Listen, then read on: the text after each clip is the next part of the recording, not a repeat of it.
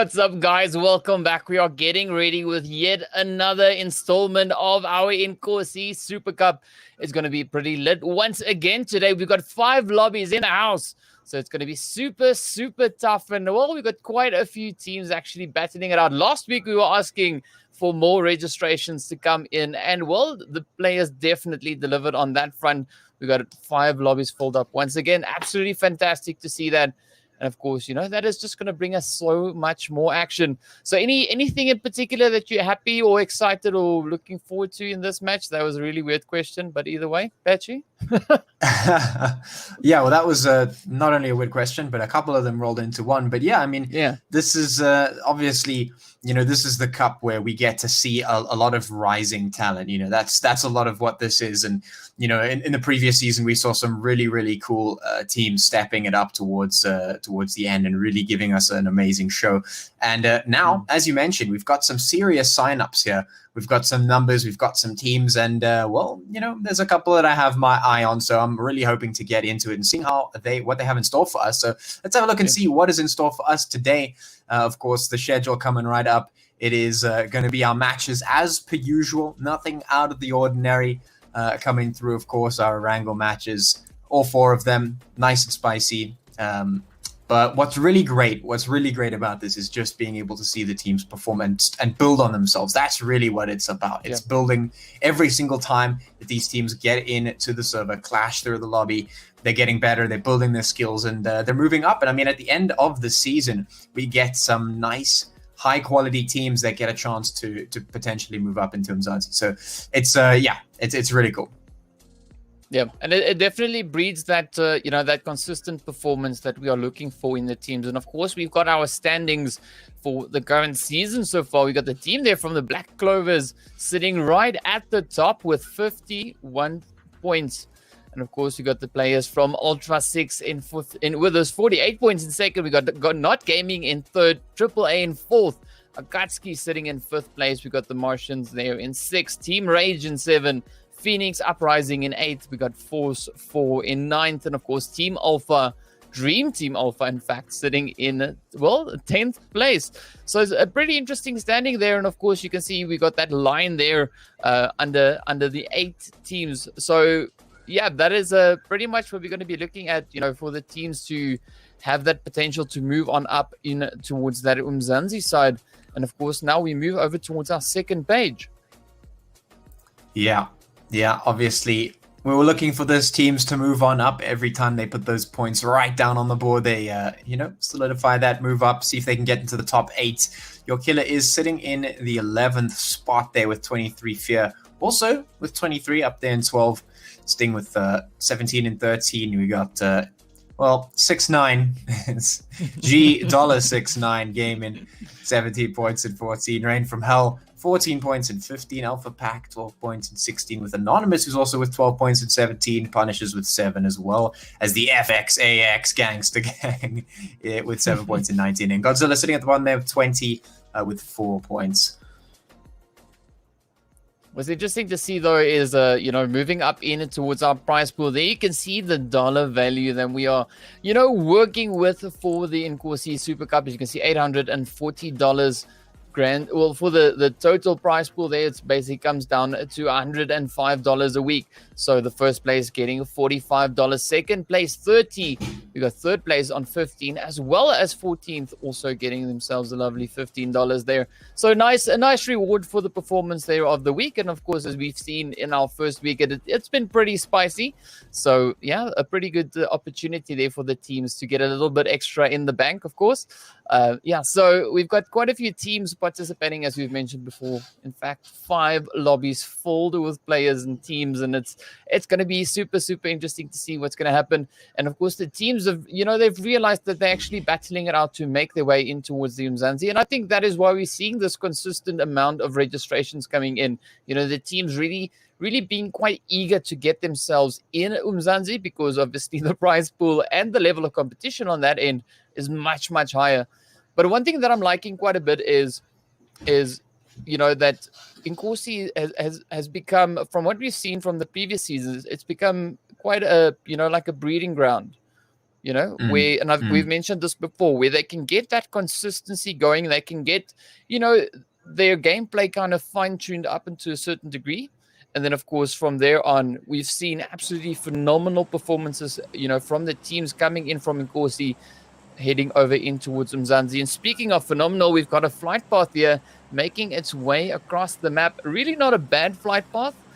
Covering quite a bit of that main island. So the team's actually having quite a bit of access all across the board there. So I'm quite curious to see where these teams are going to be making their ways down into.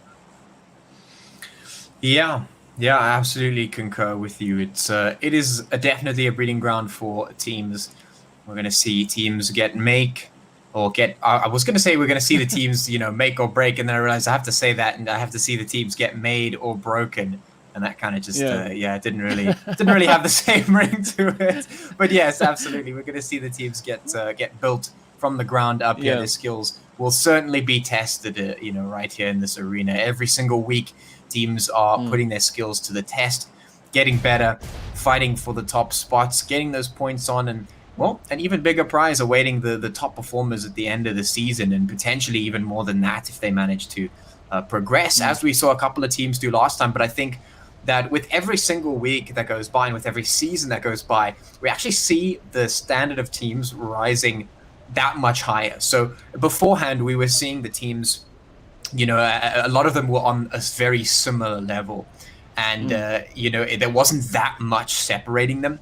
But in Umzansi, those teams really started to build very, very quickly. Their skills went up at like an insane pace. It was amazing to watch. And then, of course, when the season came through from Inkosi, we had some really brilliant performers on that side, and they managed to get on up into Umzansi. And now we're sitting here where the level of Umzansi is very, very high. And Inkosi is actually also, Inkosi Super Cup is also raising in level more and more and more, which is great. But yeah, I mean, that just means we see higher caliber teams getting produced, you know, as seasons progress. Yeah, and what's also pretty good to see is, you know, the amount of variation with the flags also coming in from the registering teams there. You know, we actually got teams from all over our sub-Saharan region actually moving in. We've got teams from Nigeria playing. We've got teams from Mauritius. We've got the teams from South Africa participating. We've got players from Tanzania coming in. We've got teams from Zimbabwe coming in. We've got Kenya participating. So, you know, that's just to name a few of the regions that we're seeing in these lobbies. You know, so it's absolutely fantastic to see this level of competition actually happening within the whole region, and it's not just limited to one country. We're actually seeing quite a few countries and regions stepping in, you know, to get involved in the scene and helping the scene grow all at the same time, because that is what we want, you know, to get a nice competitive scene out there. And of course, you know, it also then at the same time pushes the level up. And you were mentioning that just now as well. You know, we're seeing the level of play improving considerably season to season, and it's absolutely fantastic to witness. Yeah, certainly is. And, well, hopefully we'll be witnessing some fighting pretty soon. There's a couple of spots across the map where that is definitely possible. In between Ruins and Rozhok, we do have some teams just hovering about in that region. We've got a couple of teams all the way down towards Primorsk side. But the rest of the teams are pretty well spaced. Nothing too crazy going on there. Everything looks kind of normal. So hopefully these teams here on the screen maybe take a couple of shots towards one another. The zone's actually in a very interesting spot as well. Shifted a little bit to the south. Hopefully we'll see maybe a southern zone coming out. Those are always fun. Yeah. But yeah, I guess only time will tell when these fights will start to happen. Yeah, and I mean, right here on the screen, we've got two teams that we haven't really seen play just yet. The players there in Team 8, of course, being Habibi Esports, and the team here 9 being FUB Nation. So it's great seeing some new teams, you know, some new blood coming into the mix as well. And we're having a pretty decent spread throughout the zone. You can see the players all the way down in that southern side, making their way over towards the Sosnovka military base. That, of course, being the team from Black Clover. And if I'm not mistaken, they are the ones sitting right at the top at the current moment on the leaderboard. Yeah. So I mean, yeah, you're right. So they've not only are they sitting at the top of the leaderboard, but they're also, you know, busy accumulating some nice potential patchy points there as well. Those non-redeemable patchy points that we always brag about. I hope you bring in some redeemable value to that at some point. You know, otherwise, You got these teams and players raking in all these points, and what can I do with them? You can maybe hand them out as high fives or something. I don't know. That's a bit lame. Well, but whatever. I mean, I did say at one point, if you're ever a team that gets some decent patchy points, you can always say, if you meet me in real life, you can come up to me and be like, hey, I want a chocolate, and then I'll buy you a chocolate. But the chances of you meeting me in real life are pretty min, so take that. Well, yeah. See, now the teams are actually going to start performing, and well, I'm curious to see what is going to happen here between FUB and of course the team from Habibi. Yeah, FUB. Let's just call them FUB Nation. Well, I got to be careful with that pronunciation because I might mess it up some point, and then get a bit of a slap on the wrist somewhere. Yeah. But let's not ponder or dwell on that for too long. We've got the teams all starting to make their rotations. Before. Yes, so there we go. Nice. We got the first hits actually now coming in straight there from Habibi, flying straight over towards the team we've got right here with them, the FUB Nation. Well, I've got to say it so slowly so I don't mess it up. But either way, and of course, now we've just transitioned straight over towards the African Renegades. You can see those hits still coming in the kill feed. And actually, we've got another team putting in a few shots. I'm actually just trying to spot or figure out who we have there. I'm not too sure. It said Watch. So I'm now watching the teams list here to try and track down the player with the name Watch. Maybe if I just look at the numbers, that probably helps too. But either way, we got some action on screen. And of course, now the Hawks here, they're busy making their way around. Let's see. Will they be able to get any of those hits going straight over towards the players there from the Shuku Nation? Well, Habibi at it again. So definitely seeing the action happening in this match already, which is great. We love a little bit of that early game action, those early game engagements. Because it kind of just helps to, just to motivate us on through. And that, of course, being the team there. Oh, okay, never mind. Ooh. Watch me take over. Was that a team wipe? Yes, it was. Yes, it was. We just saw FUB getting hit straight back to the lobby there by Habibi. That was a fabulous performance coming in from Habibi. So well done, well played. And, of course, now the players here from Habibi just enjoying their spoils of victory. Well, yeah, but they can't stay there for too long. Fortunately for them, they don't really have to move yet. They do find themselves currently in zone. So that's pretty good. But we got a few more teams still sitting on that far western side that actually still have to get their move on. That being one of the teams being the Shuku Thunders. We also see the players there from the FXA Gangster Gang. And then we also have the players there from Sorry Pandas as well as Genesis Esports all the way on the end. And of course, the Sabaweli Kittens just purring their way on up in towards zone. So let's see where these teams find themselves. And the teams already in zone actually quite spread out at the current moment. Yeah, definitely. This is something I think we're more used to when it comes to sort of the Inkosi gameplay. Most of the sort of upper tier gameplay has progressed to this very interesting sort of central movements where the teams they go in and out. It's weird. It's like a pulsing movement. The teams will start on their drops, whatever, do what they need to do. They'll start to move in, and then they move back a little bit, and then in again, and sort of out. And it's a very interesting way of doing things. We see them centralize a lot more. That's not really what we see coming out here, as you mentioned. A lot of teams very spread out, but we might just have something here. Looks like Rain going to be running himself over there. But, no, that's just falling off of our height. But yeah, that was pretty funny. I was laughing at that one player's name though. That his name was Watch Me Please.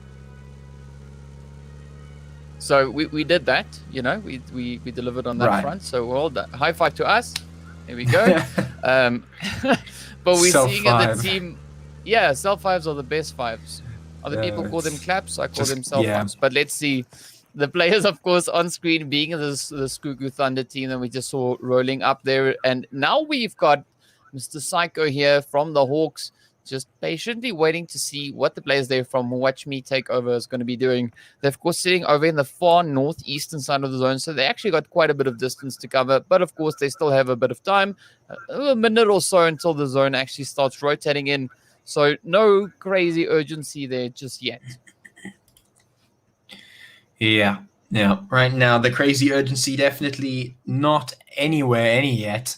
At this point, it's just all the teams, they're sitting there, they're setting up. There's one or two that are nearby and maybe putting some shots across, but I'm really waiting for that zone to force them in, because once the zone does that, we'll see the shots start to come in earnest. We'll see the fights really start to break out. And that's basically what I want to see. Every time I see players playing it slow, I just kick into the mode where I just want to see them get thrown into a giant fire pit together. You know, you're like, you have to battle it out. You have no choice. Battle until there is one team standing. That's what I want. Well, speaking about fire pits, we just saw the players there from Habibi putting a few shots in towards Meow. You can see Fluffy there just showing off a little bit with a buggy right as we transition over. So it's always interesting to see what what the players get up to. You know, the vehicle mechanics just a little bit broken, and of course, you know, finding a beautiful parking spot there. Well done, 10 out of 10 for that. It's not every day that you see a buggy parked up against the side of a tree. It's apparently not too difficult to get right, but well, either way, well done. The players here from Habibi still very close to that water town, but of course you can see on that mini map up in the corner, they're only 100 meters away from zone. So that is like, you know, one coffin there. But now on that eastern side, we see the teams actually getting closer and closer together. And I actually think that is the players. I'm not 100% sure what the number is here. Let's have a quick gander. Oh, there we go. All right, so that is the team from XTR Squad. And of course, the players right there next to them being Inkosi Esports. So let's see whether or not they're going to be practicing any synchronized movements across the zone. We'll find out momentarily as they're kind of focusing their attention very close to that drop, as you can see on the screen that they've got very close to them.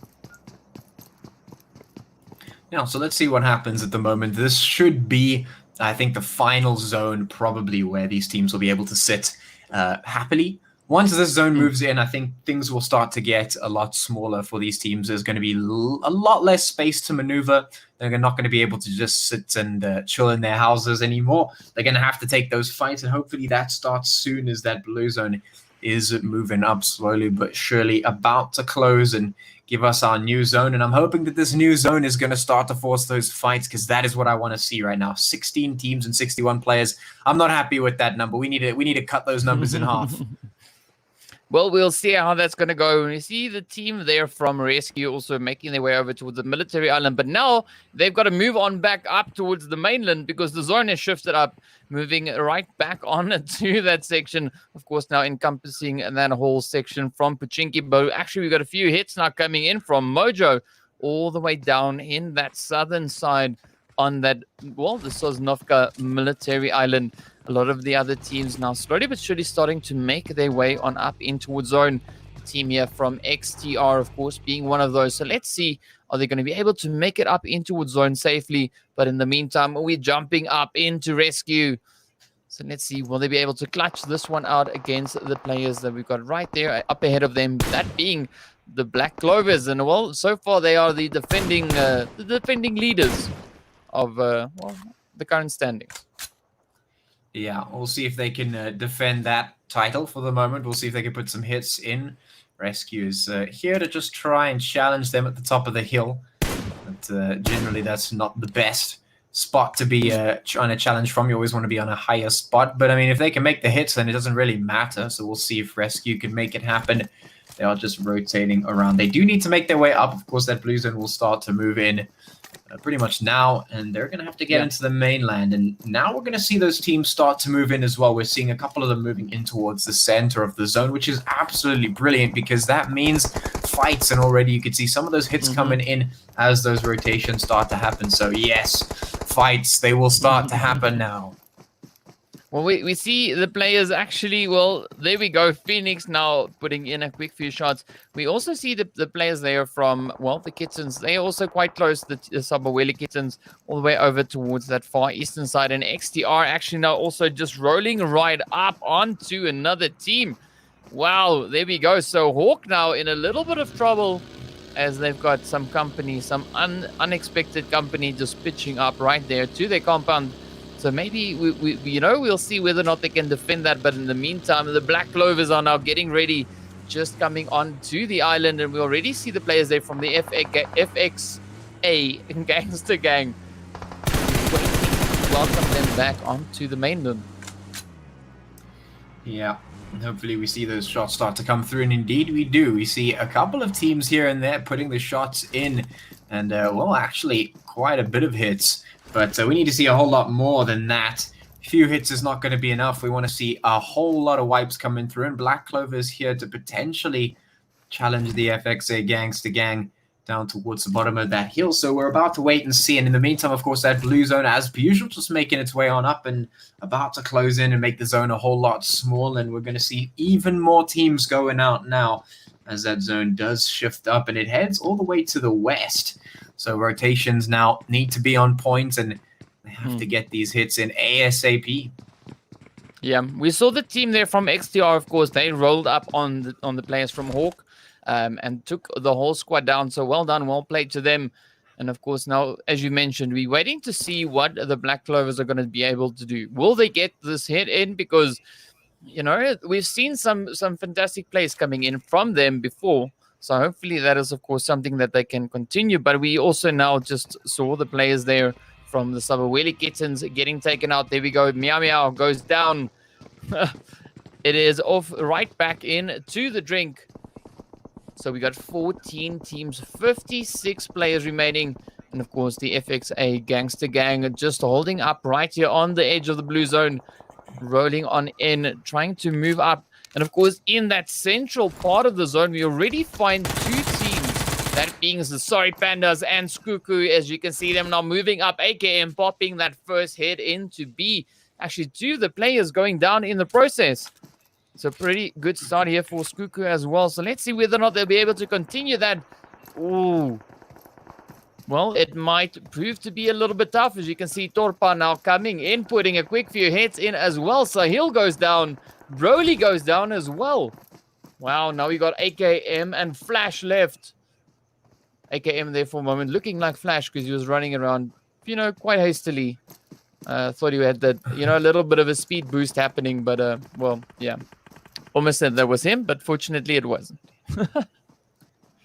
Right. Well, 14 teams left, and of course you can see now the shots are coming on through. AKM just sitting here behind this rock, hopefully.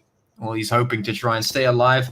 We've got some teams moving in. The Renegades watching as the team there from Vibe move straight in past them to try and get in and towards the center of that zone. And some more shots coming through. Here it is. Demos and Pyros both going down. Diablo doing some work there. And of course, then coming in for the thirst. So here we go. The fights are finally starting to break out. August now is challenging here. Some grenades coming through. Not going to do as much damage as it should be. This is a bit of a tight fight for these teams here.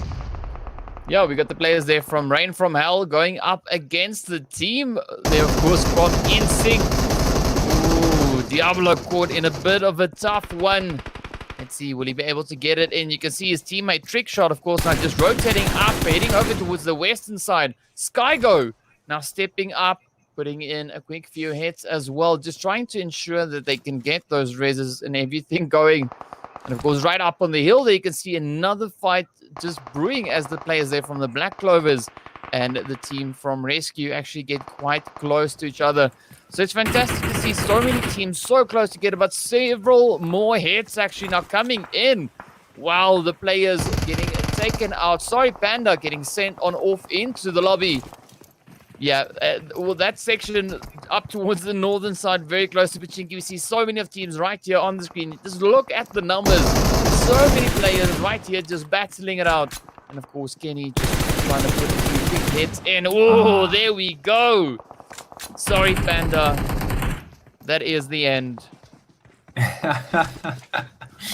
Yeah, that was a good find right there. And nicely, those teams are being reduced, and you can see a nice grenade coming in from InSync to put the nail in the coffin for a couple of those players there. Diablo eventually going to get taken down, though. That's a key pick that could potentially come into something else. Vibe, you can see right at the top of this hill here. AKM down by the rock as per usual, still trying to stay alive, and they're inside of the zone for the time being. It's actually all the other teams who have to make their way on in, so hopefully we start to see them do that, and once they get there, we are certain to see a whole lot more fights happening. I'm keen to see exactly how this works out. The Renegades are moving up from the sort of southeastern side of the zone, and there's a couple of teams there that could potentially challenge them. But if they do, well, the Renegades could certainly make something happen here. I'm interested to see how they perform, but they're taking some serious damage at the moment, but they managed to win that fight. Believe putting in those final few hits, which is great.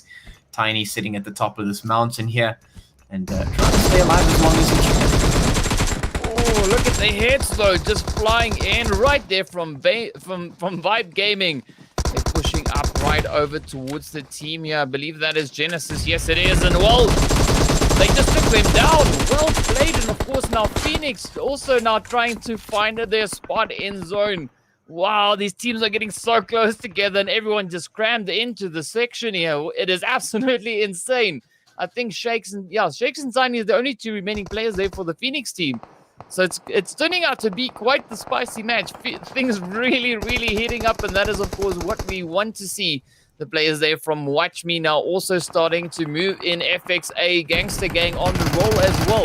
Everyone trying to find their spots in that zone. Several more hits now coming in the kill feed. Man, I am loving this. The hits just going off all over. Making it such a challenging match for all these players. Wow.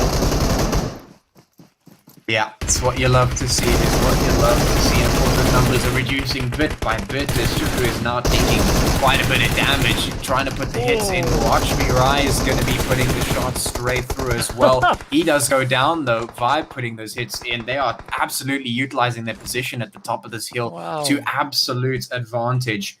All across the board, making sure those hits come in. We've got 6 teams remaining as Rise goes out and please the next to fall. 16 players left, and those numbers are falling bit by bit as the zone moves in, getting a whole lot smaller. We have about 200 meters to work with. This is going to be a close one as these teams now have to make their way up very, very quickly. Yeah, we're actually seeing quite a few hits now starting to fly in. Oh, Warlock blowing himself and his whole team up.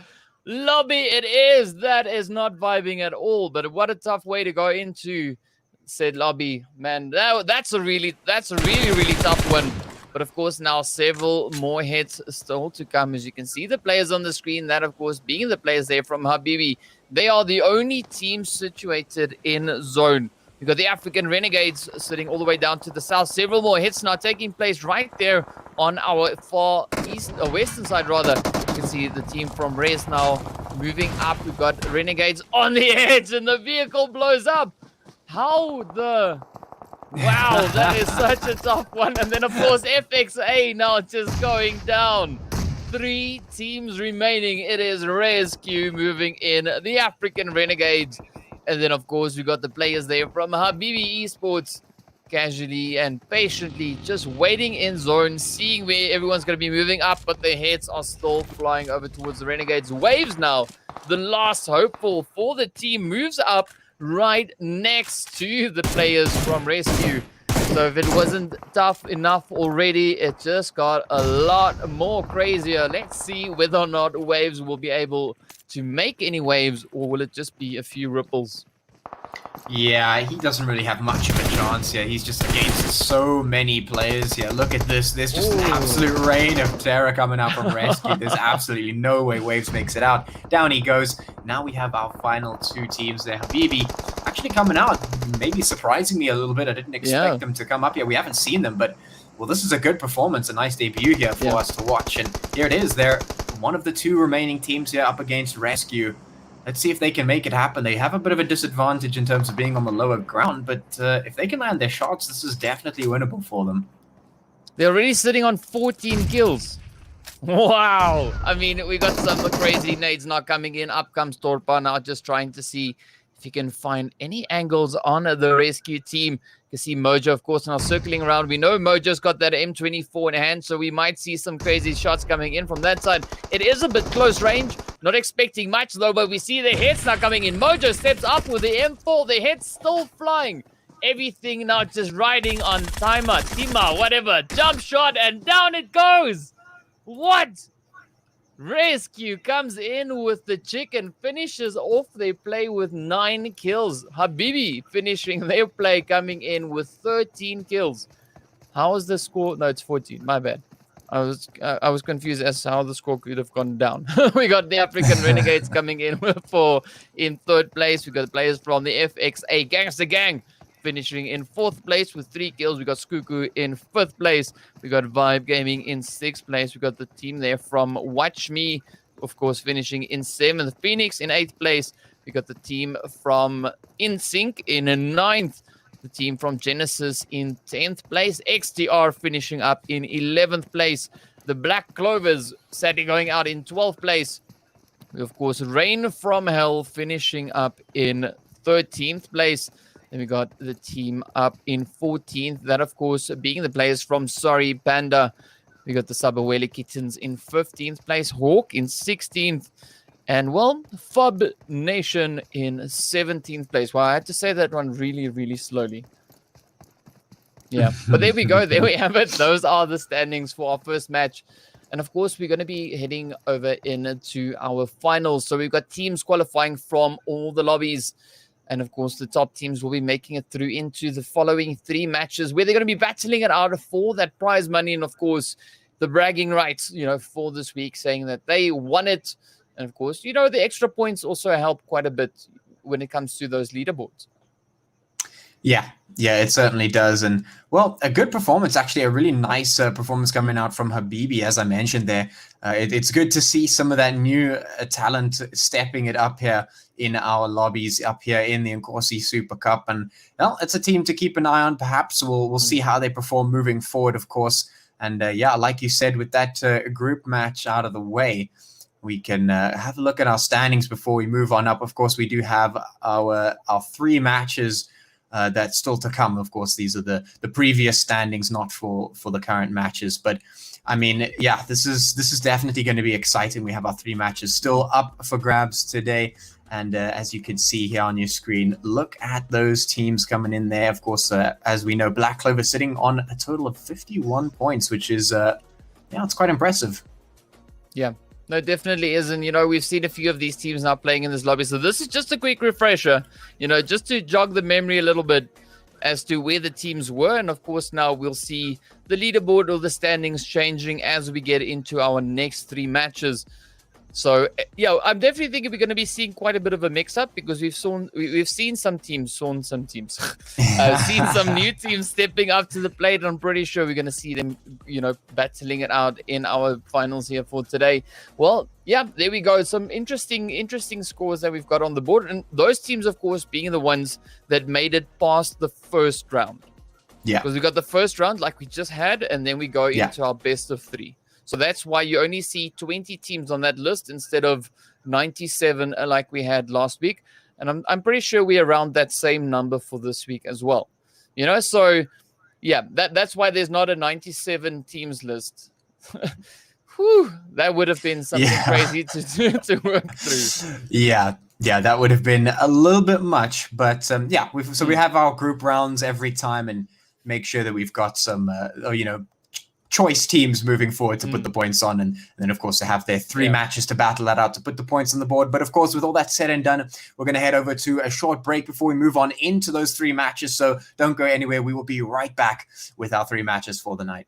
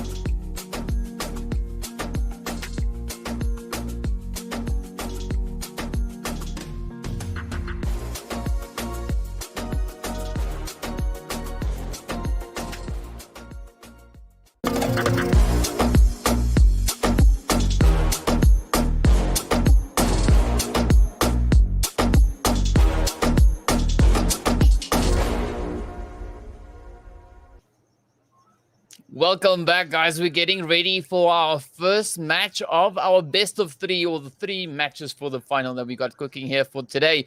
And of course, we've got 20 teams making their way on up into these matches. So it's going to be quite interesting to see which teams we're going to be having in here.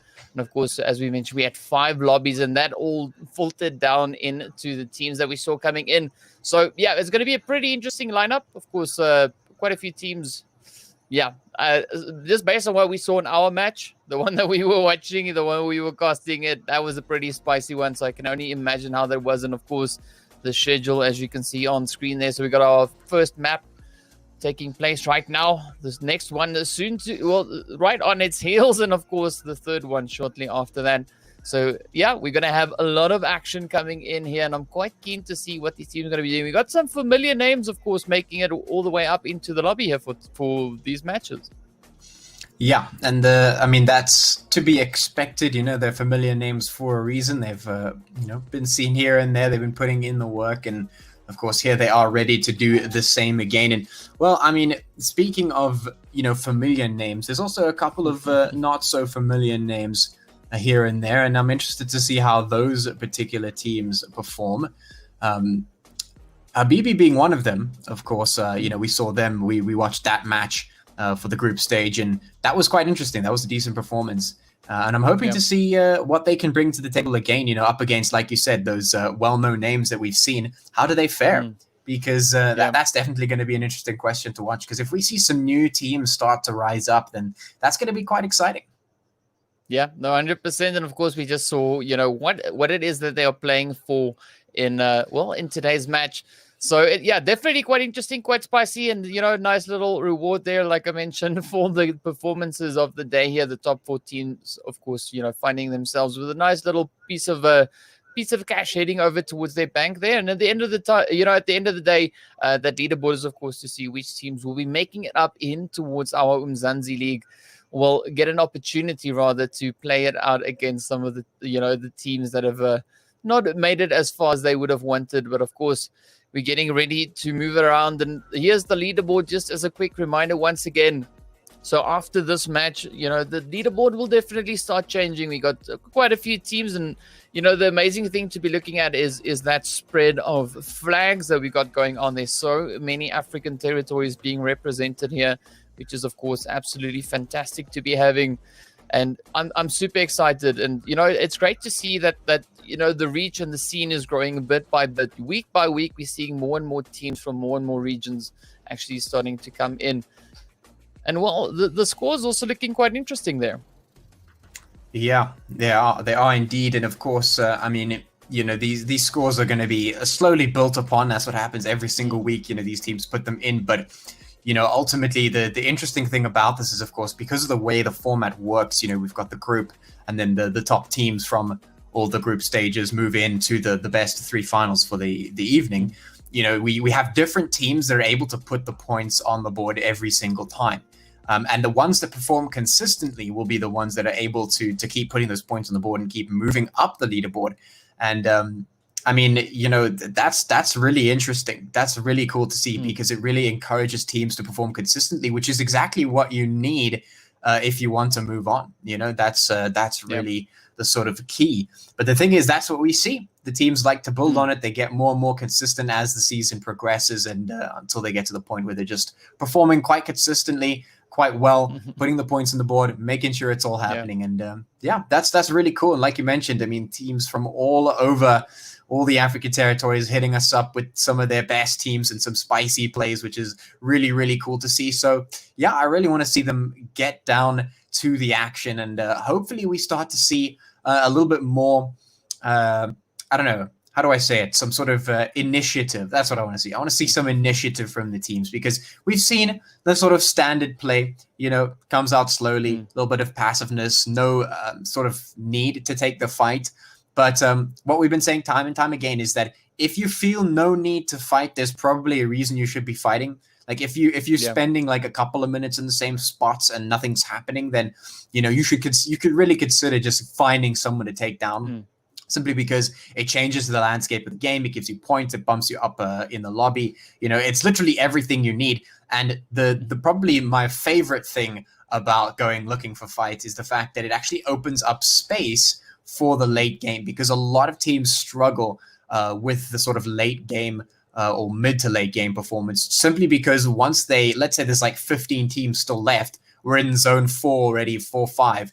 And the teams are trying to rotate in. They're trying to get into the zone, but there's already like 5 teams sitting in the place where they want to go, and they're trying to ride in, and they can't get anywhere, and they just get taken out. And that's a bit of a, it feels like a deflating a tire. It's like, it doesn't feel good. Yeah. It's like, you don't want that kind of stuff to happen. You want to get in there. You want to solidify yourself. And if you want that to happen, you need to make space. And making space doesn't happen when you're going into the zone. That's fighting your way in, trying to push through. You have to make the space beforehand, which means you need to take the fights beforehand. And the earlier you catch a team out, the more likely you are to succeed. Yeah, no, 100%. And of course, facing those difficulties throughout the match, obviously, in a way, increases or kind of ups the gameplay of the teams, because, now they need to try and compensate for that potential threat of having teams just waiting there on, just on the side of the zone where it is that they're fighting themselves to, rather try and move up into that part. And we've actually seen how that has kind of shaped the teams into being a little bit more aggressive, being a little bit more tactical. And that is pretty evident in what we're seeing in our season 2 of the Umzansi. So if we see more of that throughout this season of the Inkosi, just imagine what the next season of Umzansi is going to look like when we've got our teams from Inkosi stepping up, just battling it out with their teams. I think it's going to be an absolute bloodfest. It's going to be so interesting to watch, and, a whole new level of gameplay coming in. Yeah.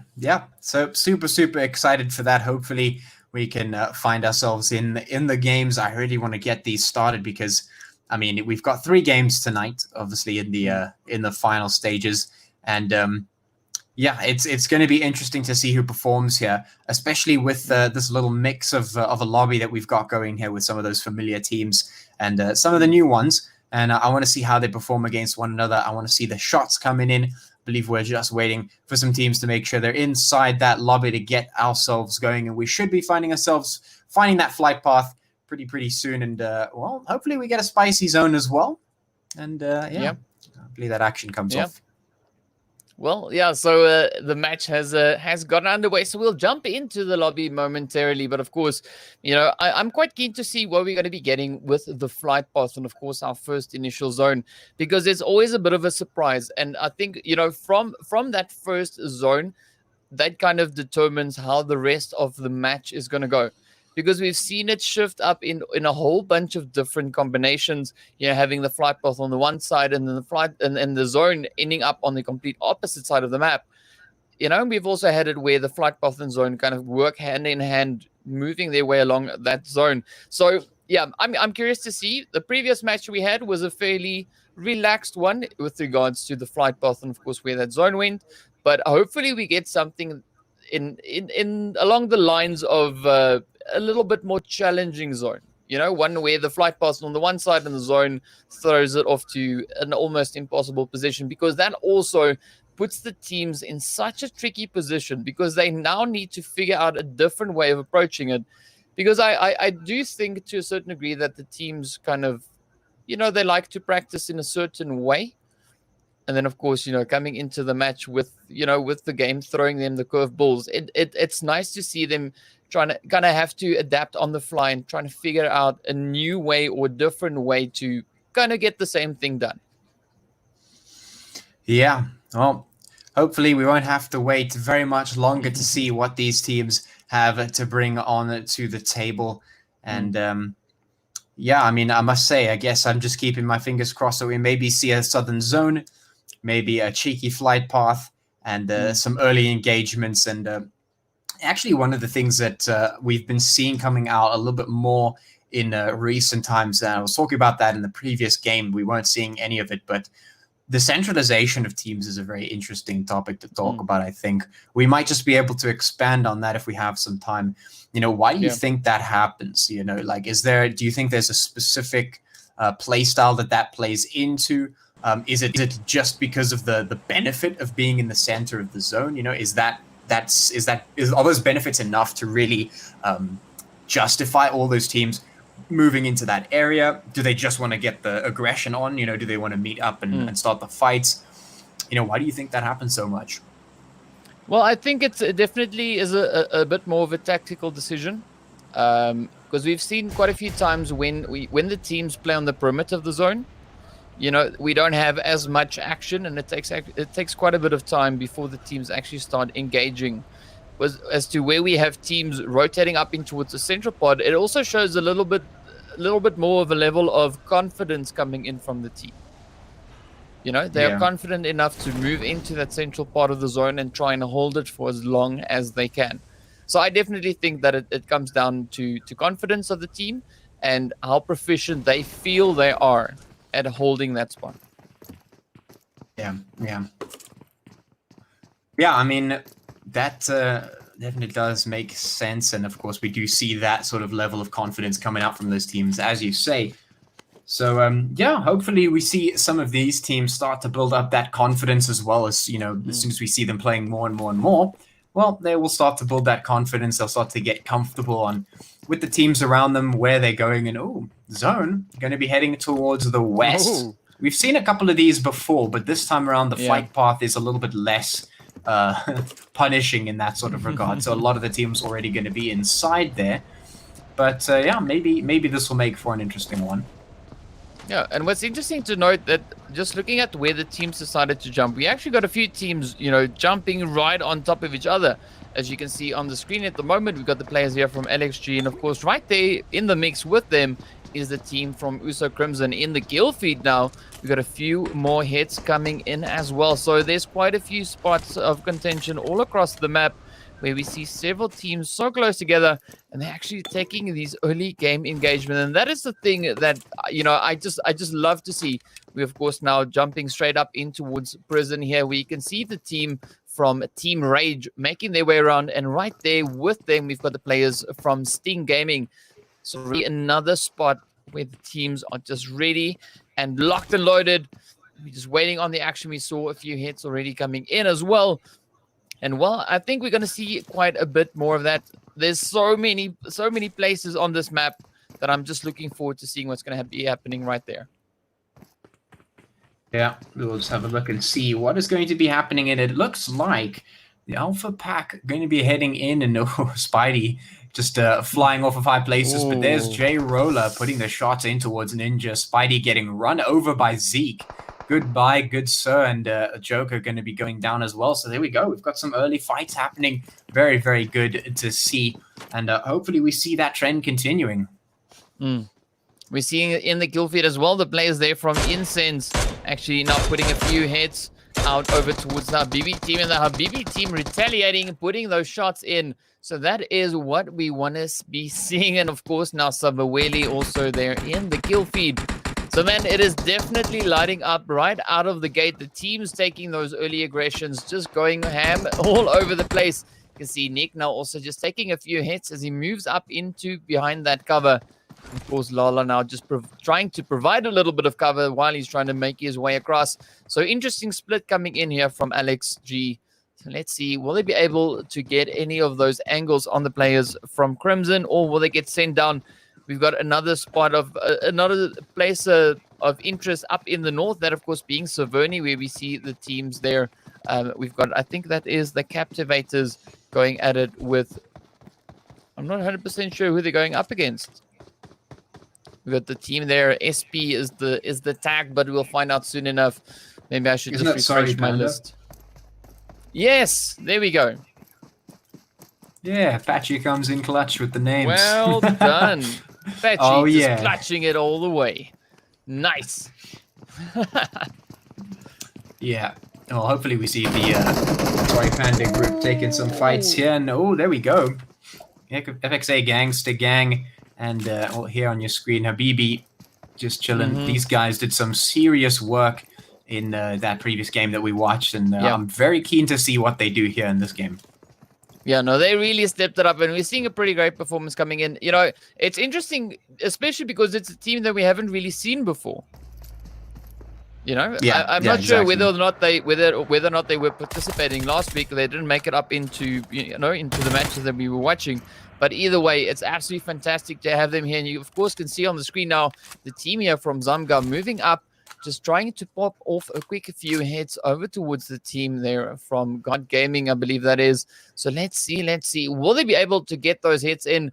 They're sitting on 3 players, that being Ninja, Peekaboo, and Bones.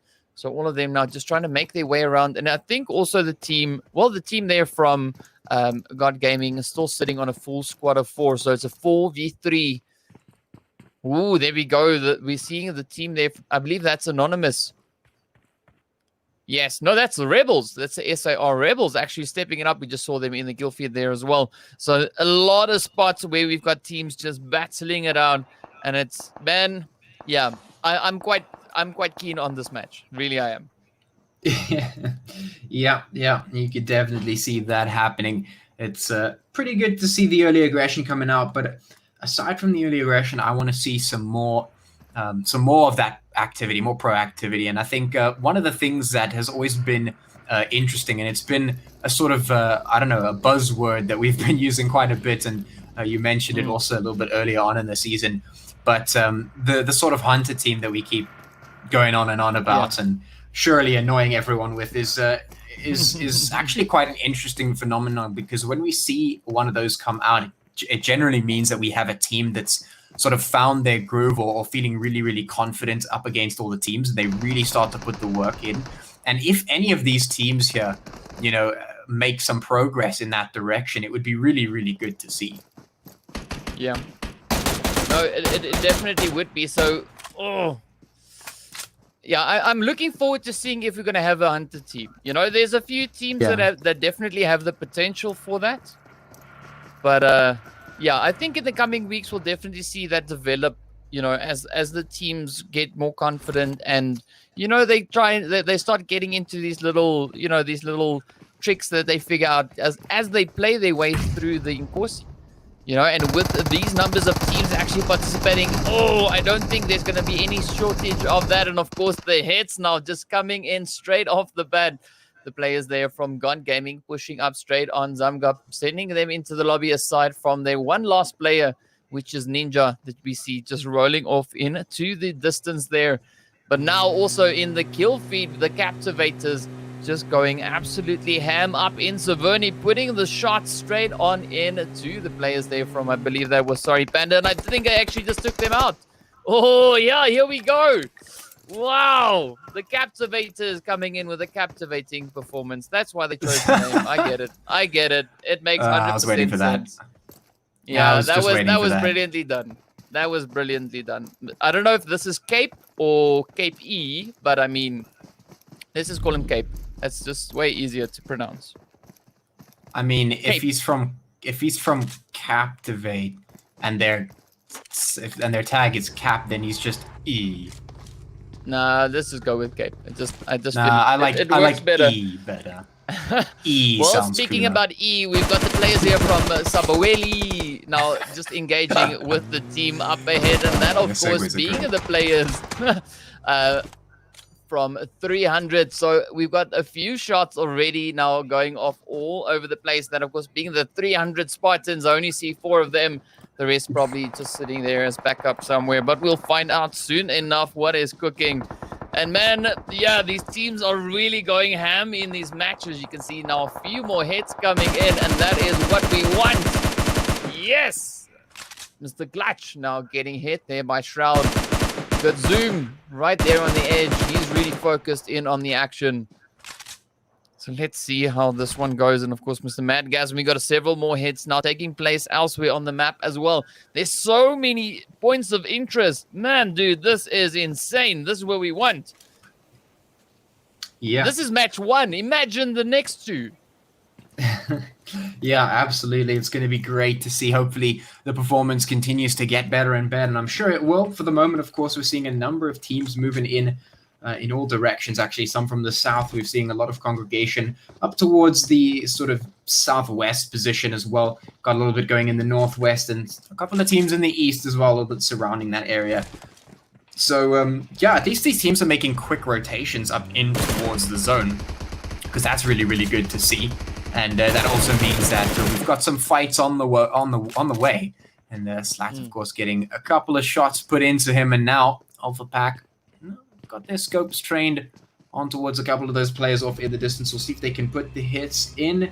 And well, there's a couple of teams moving up.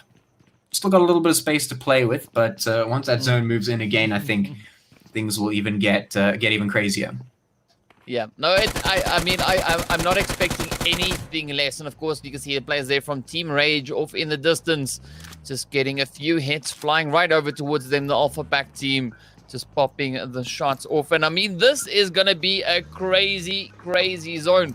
Akatsuki up in the north there in, North George. We've got the team from, I believe that is Godzilla that we find there with them alongside the Mars Tactical players. You know, there's so many spots where these teams are battling. I mean, I'm loving this, dude. This is absolutely insane.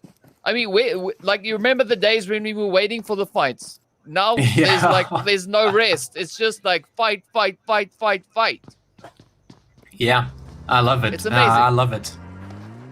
I mean, I do remember those days where we were waiting for the fights. It was, we kept having to sit here and being like, come on, go for it. And we were like laying down all the reasons why all the teams should be fighting. And like, oh, they should be fighting because of this and this and this reason. And like, come on, guys, let's step it up. And it's just been absolutely brilliant to see the shift and the building of the skills of all the players, and then really the quality of gameplay that we're seeing coming out from season to season here. And Inkosi looking better and better and better each and every time. And like you say, the shots now flying off at all times, aggression coming out nice and early on. Teams don't have to just sit around. I mean, they're going to look for the fights, and they're not afraid to take the fights when one pops up. They'll put the shots and they'll go for it, which is really, really good to see. I love it. And hopefully these 18 teams and 61 players will slowly start to diminish until we get our final top 10 teams in our final few zones, and we have an absolute all-out warfare battle to see who is going to take the chicken dinner here in match 1. Yeah, well, we of course got some lovely PB&J right there on the screen, so that's always good to have. And well, one thing that I'm waiting for is to see what's going to happen in this next zone. So it just shifted up in towards the northern part. I also remember the days when I couldn't say Akatsuki, but now I can. And here they are right there on the map. And of course, now the team there from Mars Tactical, as you can see, just off on the side. A team from Sabaweli going up against LXG. And of course, the 3 teams sitting right here. 3 teams in the spot. We've got Godzilla, Akatsuki, and the Mars Tactical crew. And the rest of the lobby, everyone now just starting to make their way on up in towards the zone. I mean, 15 teams pretty much still on the move. Well, let's make that a little bit less. Let's go for 12. Just rolling on in. The shots are gonna go down any moment. I mean, 60 players. Wow, dude. We're in for a crazy zone. And of course, now we find the zone just in the region here of our Georgia Pool crates. So there is a little bit of river in the mix as well. A little bit of restriction as to where these teams can actually go. We see the mountain in play as well.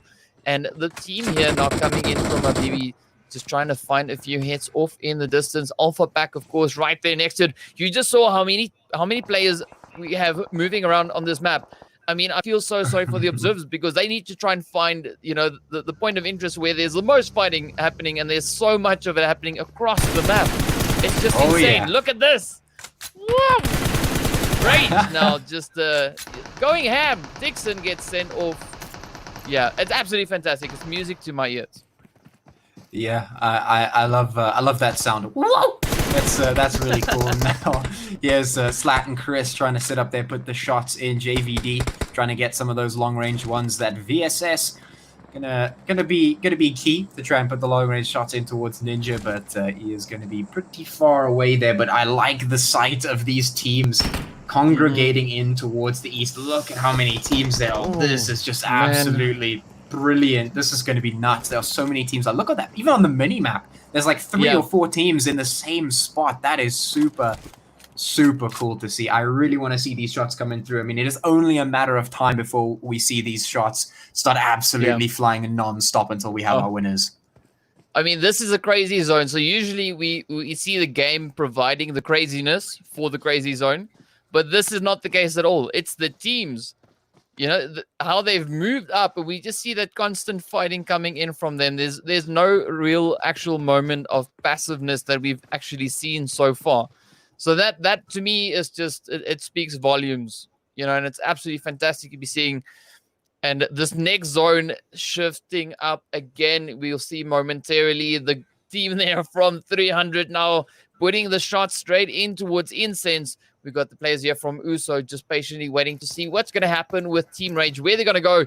We have that rotation. It's closing in on itself right there in the North George region. And, well, we find a few teams already in it and so many more yet to come in. 18 teams, 56 players, and a lot of insane battles on its way.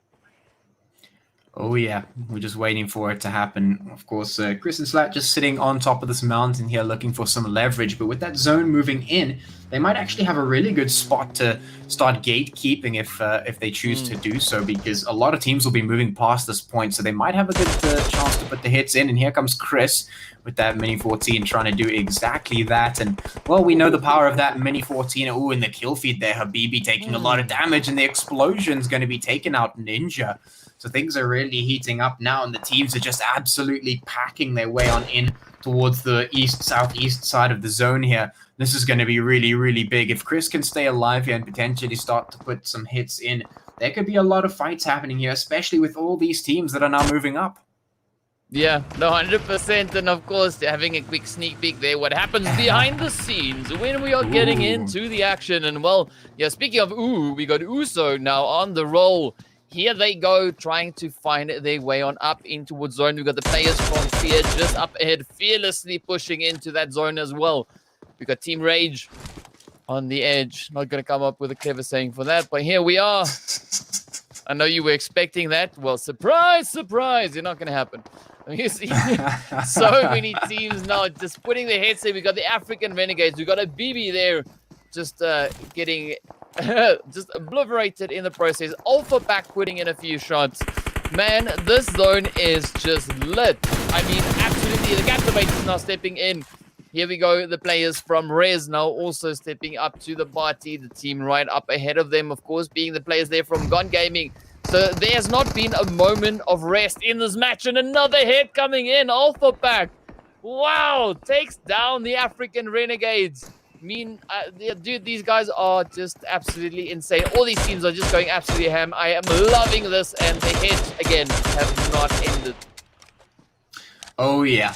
Absolutely. I'm loving this as well. It's so good to see. And, I mean, we've got a couple of teams still on the board here that I was looking at. One of them, of course, being Habibi. And now the shots coming through. Diego putting them in towards our boy Wet Willy there over on the one side. Crystal up here on the mountain looking for some angles in towards the Alpha Pack with that Mini 14 there.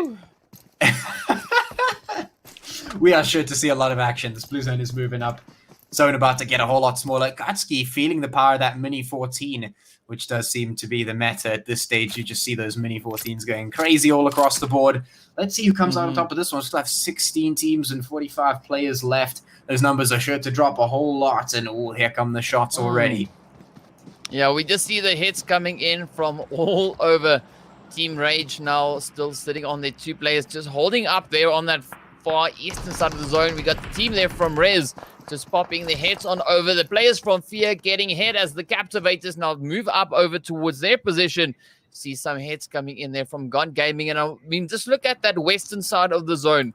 Such a concentration of teams right there on the edge, making their way through that North George. And, of course, the team from Rescue taking full advantage, just popping hits off in all directions, hitting anything and everyone that they can, which is absolutely fantastic. We got the players, of course, right in front of us here, this being the team there from the SAR Rebels. Alpha Pack, Mr. JVD. Let's see what he's going to be able to do here. We got Chapo just off in the distance there from LXG. Man, dude, this is going to be such a crazy zone. They got a few more moments left until they need to get those rotations done. Actually, about 8 seconds. And this blue zone, I don't think it's going to catch a lot of players, though, because we're seeing almost everyone sitting in zone, which is very rare. Yeah. Very. Not to mention all the teams are rotating very quickly, which is also not something that we've seen all too common here in Inkosi, but the fact that we're seeing it come out is absolutely brilliant. And, well, the teams will not be sorry that they've done it. They're going to be able to keep the pacing up. But look at this. The actual teams are congregating around the perimeter of the map this time. And look at these lines. Everyone's just hopping into the buildings. Wow. Just, yeah, setting up the defenses here. Oh, man, this is going to be nuts. There's some players moving down the mountain. We've got shots across the compounds. Man, oh, man. Yeah, this is the kind of match that I've been waiting for I can't tell you how long, you know. And if this is only the first one, this is the first one. There's 2 more to come. With these teams going absolutely ham all over the place, I'm in love with this match, dude. Like, legit. I am, honestly, it's insane. There's action wherever you look. Just look at that. Just look at the side there. We've got the players from Habibi there. We've got the Moss players. We've got the 300s there. We've got the Sabawelis there. We've got everyone just all over. I mean, it's insane. Insane. Another quick sneak peek there. You know, got to keep you on your toes, you know. It's amazing, dude. I love it. They get a sneak peek at the top of my head as I'm looking down at the screen. Yeah, that's patchy at the top level excitement. You know, it's like, oh yeah, heads down, the best performance you'll see. But of course, now the players here from Akatsuki. Soccer steps up. Oh, JVD stepping it in, puts the shot straight across. Oh man, what a beautiful push that is. Just moving in. They got one of their own players knocked, but of course returns the favor, and JVD now gets caught in the door. Frenzy moves up. Oh, a quick few hits coming in from Zeke there, and he actually managed to land a few of those hits as Frenzy just made that quick dash across. It just shows you you know, what these players' reflexes are like. It's insane. And I mean, we're moving up with 30 players, 12 teams into a zone that is not even 200 meters across. How do you fit all of them in there? Well, how? I know the answer to that one. You can pick me for this. I know the answer. The answer is they can't. They can't all fit up inside the zone. That's the good thing about it. So hopefully we see these numbers start to reduce more and more and more and more, because we still have 12 teams, 29 players. So we're about to see a whole lot of them get sent back to the lobby. But what I'm seeing is we've got quite a number of stragglers. We've got Wrecked, who's solo. We've got Ice, who's solo. We've got 2 players for a number of teams. Zeke for the Alpha Pack, he's solo. So we've got a couple of strugglers here and then. Oh, now here comes some movements. Everyone moving up from the south. There's a huge congregation of teams trying to get on up. But, well, like we said, they're not all going to be able to make it up into that zone. So the shots are going to be absolutely flying now. SAR putting them in. LXG trying to move up. Everyone's trying to get into the zone. But only a couple will actually prevail in their task. And of course now Godzilla just hanging around on the side of the building here. So let's see, are they going to try and rotate out? They are getting pushed in their compound. They can't stay there forever. Because no matter where you go, everywhere you turn, you see players moving. You got the players from Rez up on the hill. You got the players there from Uso. We got Akatsuki. We got the 300 Mad Gas players there. Well, Mad Gas and Clutch making their way around. And of course now we got Godzilla popping in a quick shot. We got the Rebels coming in with some more action. Yo, dude, this is just lighting up. It's exactly as one would expect with having so many players and so many teams. Oh, and Zeke still manages to run someone over in the process. I mean, come on, really? What more could we ask for? You know, it's just hit after hit. Oh, look at that though. Psycho Wolf stepping up with that mini, just popping them straight across. Godzilla popping in more hits. Everyone's just lighting it up. And of course, Rodney now coming up with a few more hits. This is just absolute insanity. I love it. Yeah, well, we could definitely hear that. And well, now we're seeing the shots flying once again. 6 teams, remaining 12 players. Psycho Wolf trying to put the shots across with that mini 14 meta. And, well, trying to get the hits across. Mr. Raji doing the exact same thing, but he's going to go down. Maximus quicker on the trigger there with the M4. The shots coming through for the Thirst, and everyone's hitting the deck now as that zone getting absolutely minuscule. I mean, this is less than 100 meters now. All these teams need to make their way on in. 11 players left alive. We're about to see so many teams getting sent back to the lobby here. SAR actually looking really strong. In fact, they've got the most players out of all the teams right now. That's a pretty good spot to be in, but they need to get themselves inside that zone real quick.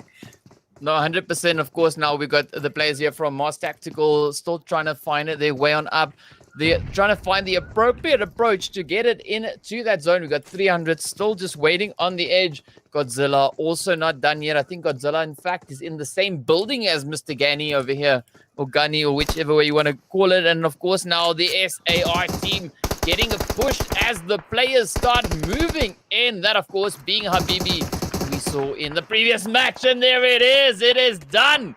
Wow, the Rebels. Well, no, sorry. There was the Rebels. The Rebels get taken down. We can see the team there from Rez just up ahead. They are sitting quite cozy and comfy in that zone. 5 teams pushing up. 3 of them you can see on screen. The other, of course, being, well, very close to the teams. You got Godzilla, 300, and the players here from Mars, all in the same building. Down goes Ice. We got Rez now popping those hits in. I don't think Clutch is going to be able to get that health or that heal in before the blue zone just devours him completely. But now he moves up. Down he goes. Mars Tactical popping that quick hit in. It's too late for the Rez. 3 teams moving in to the final. Ooh, who's going to get it? It's going to be so close. The shots just going off all over the place. This is just... No! Down they go. 2 teams moving in. Godzilla gets taken down. Torpa here, the last hopeful for the team going up against the 2 players from Rescue. So let's see, will Torpa come in to the rescue, or will Rescue get the hits in on him? He's got a quick molly coming in, just heating things up there right by the tree. Amazing, the trees don't catch fire, but the players do. And there we have it. It is done. Rescue to the rescue, gets the chicken, and of course finishes off with 12 kills. Fantastic gameplay coming in across the board from all these teams. I mean, there's no single team I can single out here. That was just an absolute amazing match. Well, I mean, there's a team I want to single out. Look where Habibi is sitting on the leaderboard there. 2nd place. So just sort of coming out of nowhere and just slapping the 2nd place on us for the first match of the best of 3 or the 3 rounds that we've got, which is really, really incredible to see. And well, we saw a couple of players going out to the blue zone towards the end there, and that's because we were already 7 zones in. I mean, you cannot out-heal the blue zone at that point. It does way too much damage. The players, well, they'll know that now. They'll have felt that. But yeah, I agree with you. Absolutely brilliantly performed from just all of these teams here. And one thing to think about though is, like, as you can see on the kill sheet here, let's call it the kill sheet, right? 21 teams in. All right, now it's not like, you know, the teams have been dying, you know, consistently throughout the match. We saw a few teams getting taken down a little bit earlier on, but such a big number of teams making it up into these few final zones. I mean, I think we got 16 teams coming into the close to final zone. Like, it's insane. Insane. Yeah. But the really cool thing about that whole sort of performance is the fact that the teams have made it so that the reason that there's so many of them in the final zone is not because they all sat back and did nothing. They were all aggressive. They were all trying to take fights. They were all making sure to put the hits in when they could. The thing is, these teams were just able to keep themselves in the match long enough. They were able to move around, get their rotations in, put up some good defenses, put up some good fights, stay alive for that long. And that is really, really good to see, because that's some top level performance coming out of the teams. And if we see that continuing to be improved, we're going to see the quality of these games just go up and up and up and up. Yeah, no, 100%. I can't wait to see the next 2 matches. And of course, on that, let's head into a quick break while we wait for the next match to get underway. Don't go anywhere.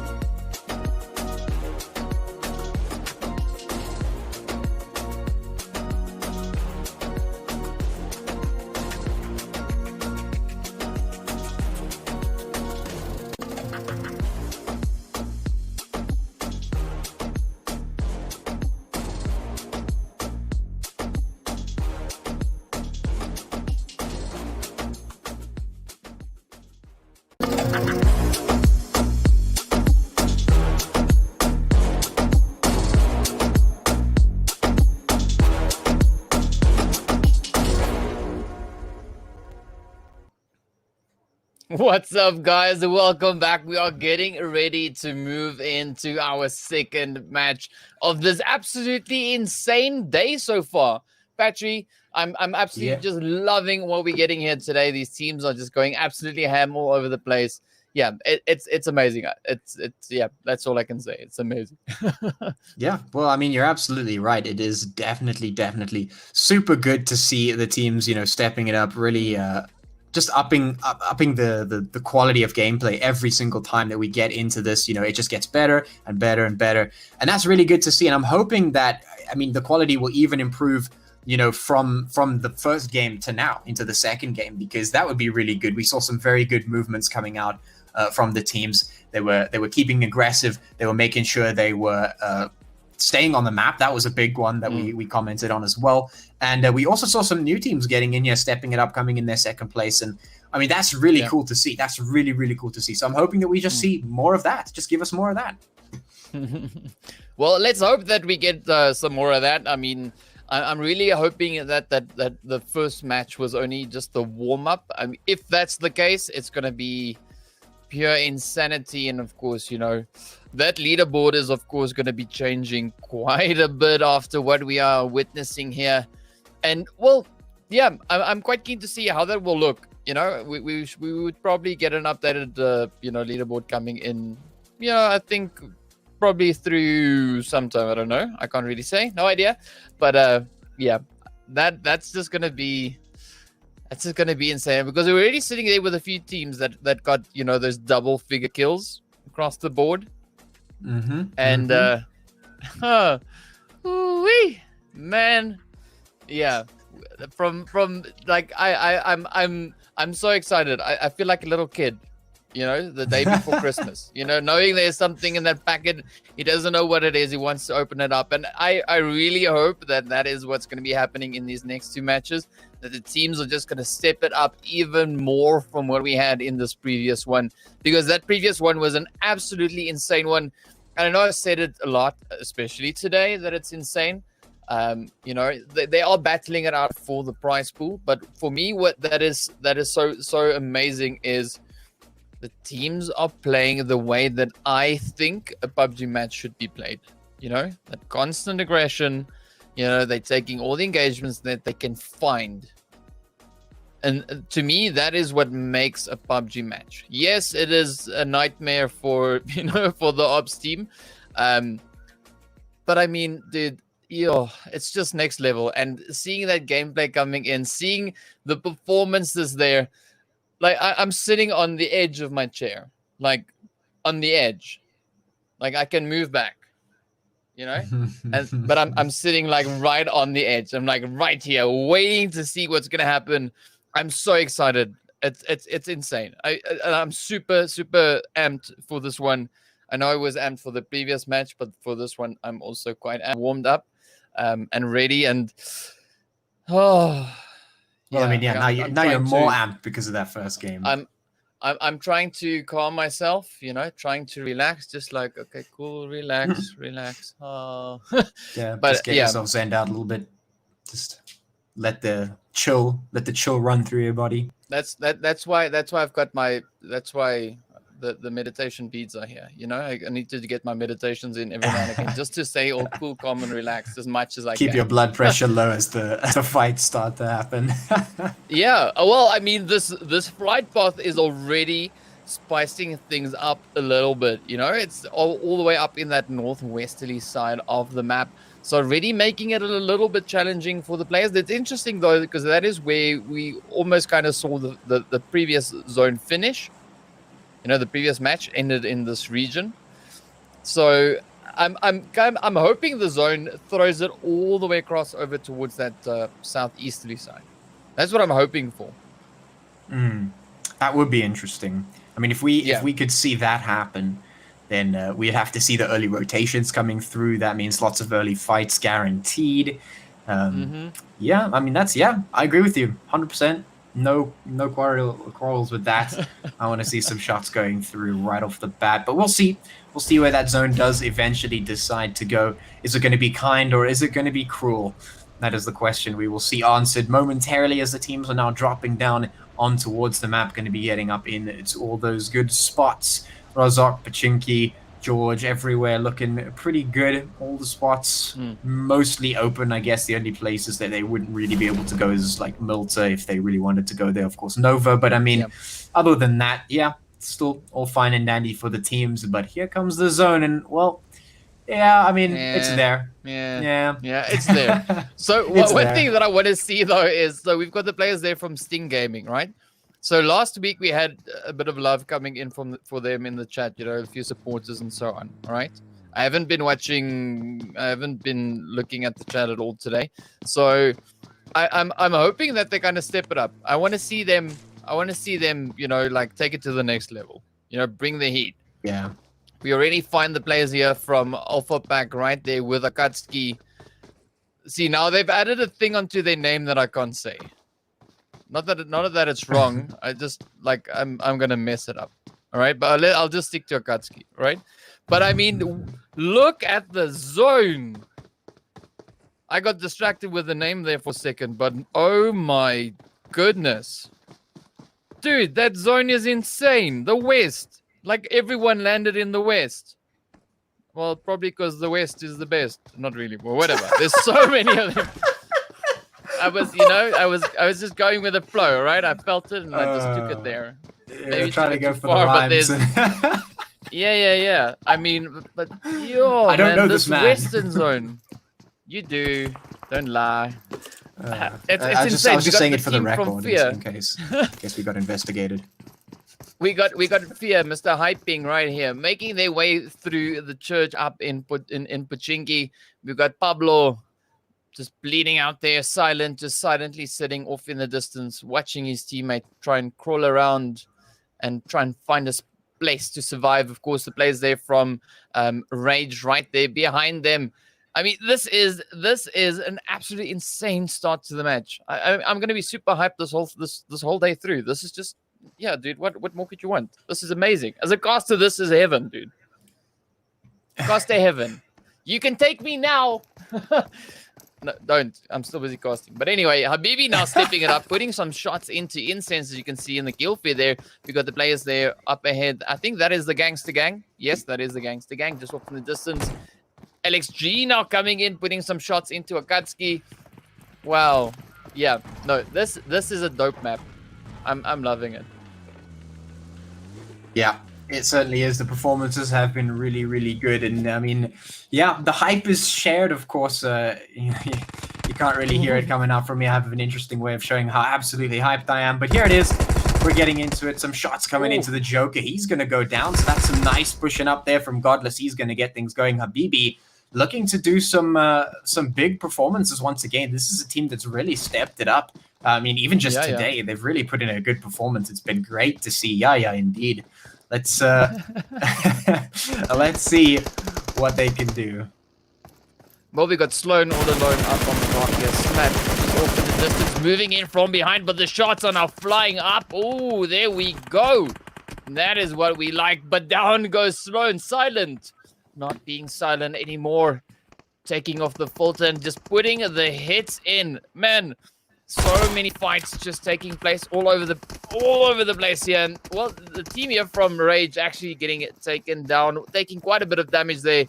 We got Hello Lobby Bro there making his way around, and well, he might very well get sent on off into the said lobby that he is so welcoming of.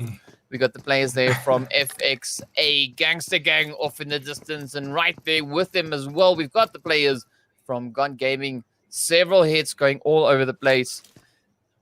And I mean, this blue zone hasn't even... the blue zone just started closing in as well. So, yeah, it's going to get lit very, very soon. You can see Sabaweli now just perched on the edge of that little incline, waiting to see which way around they're going to move.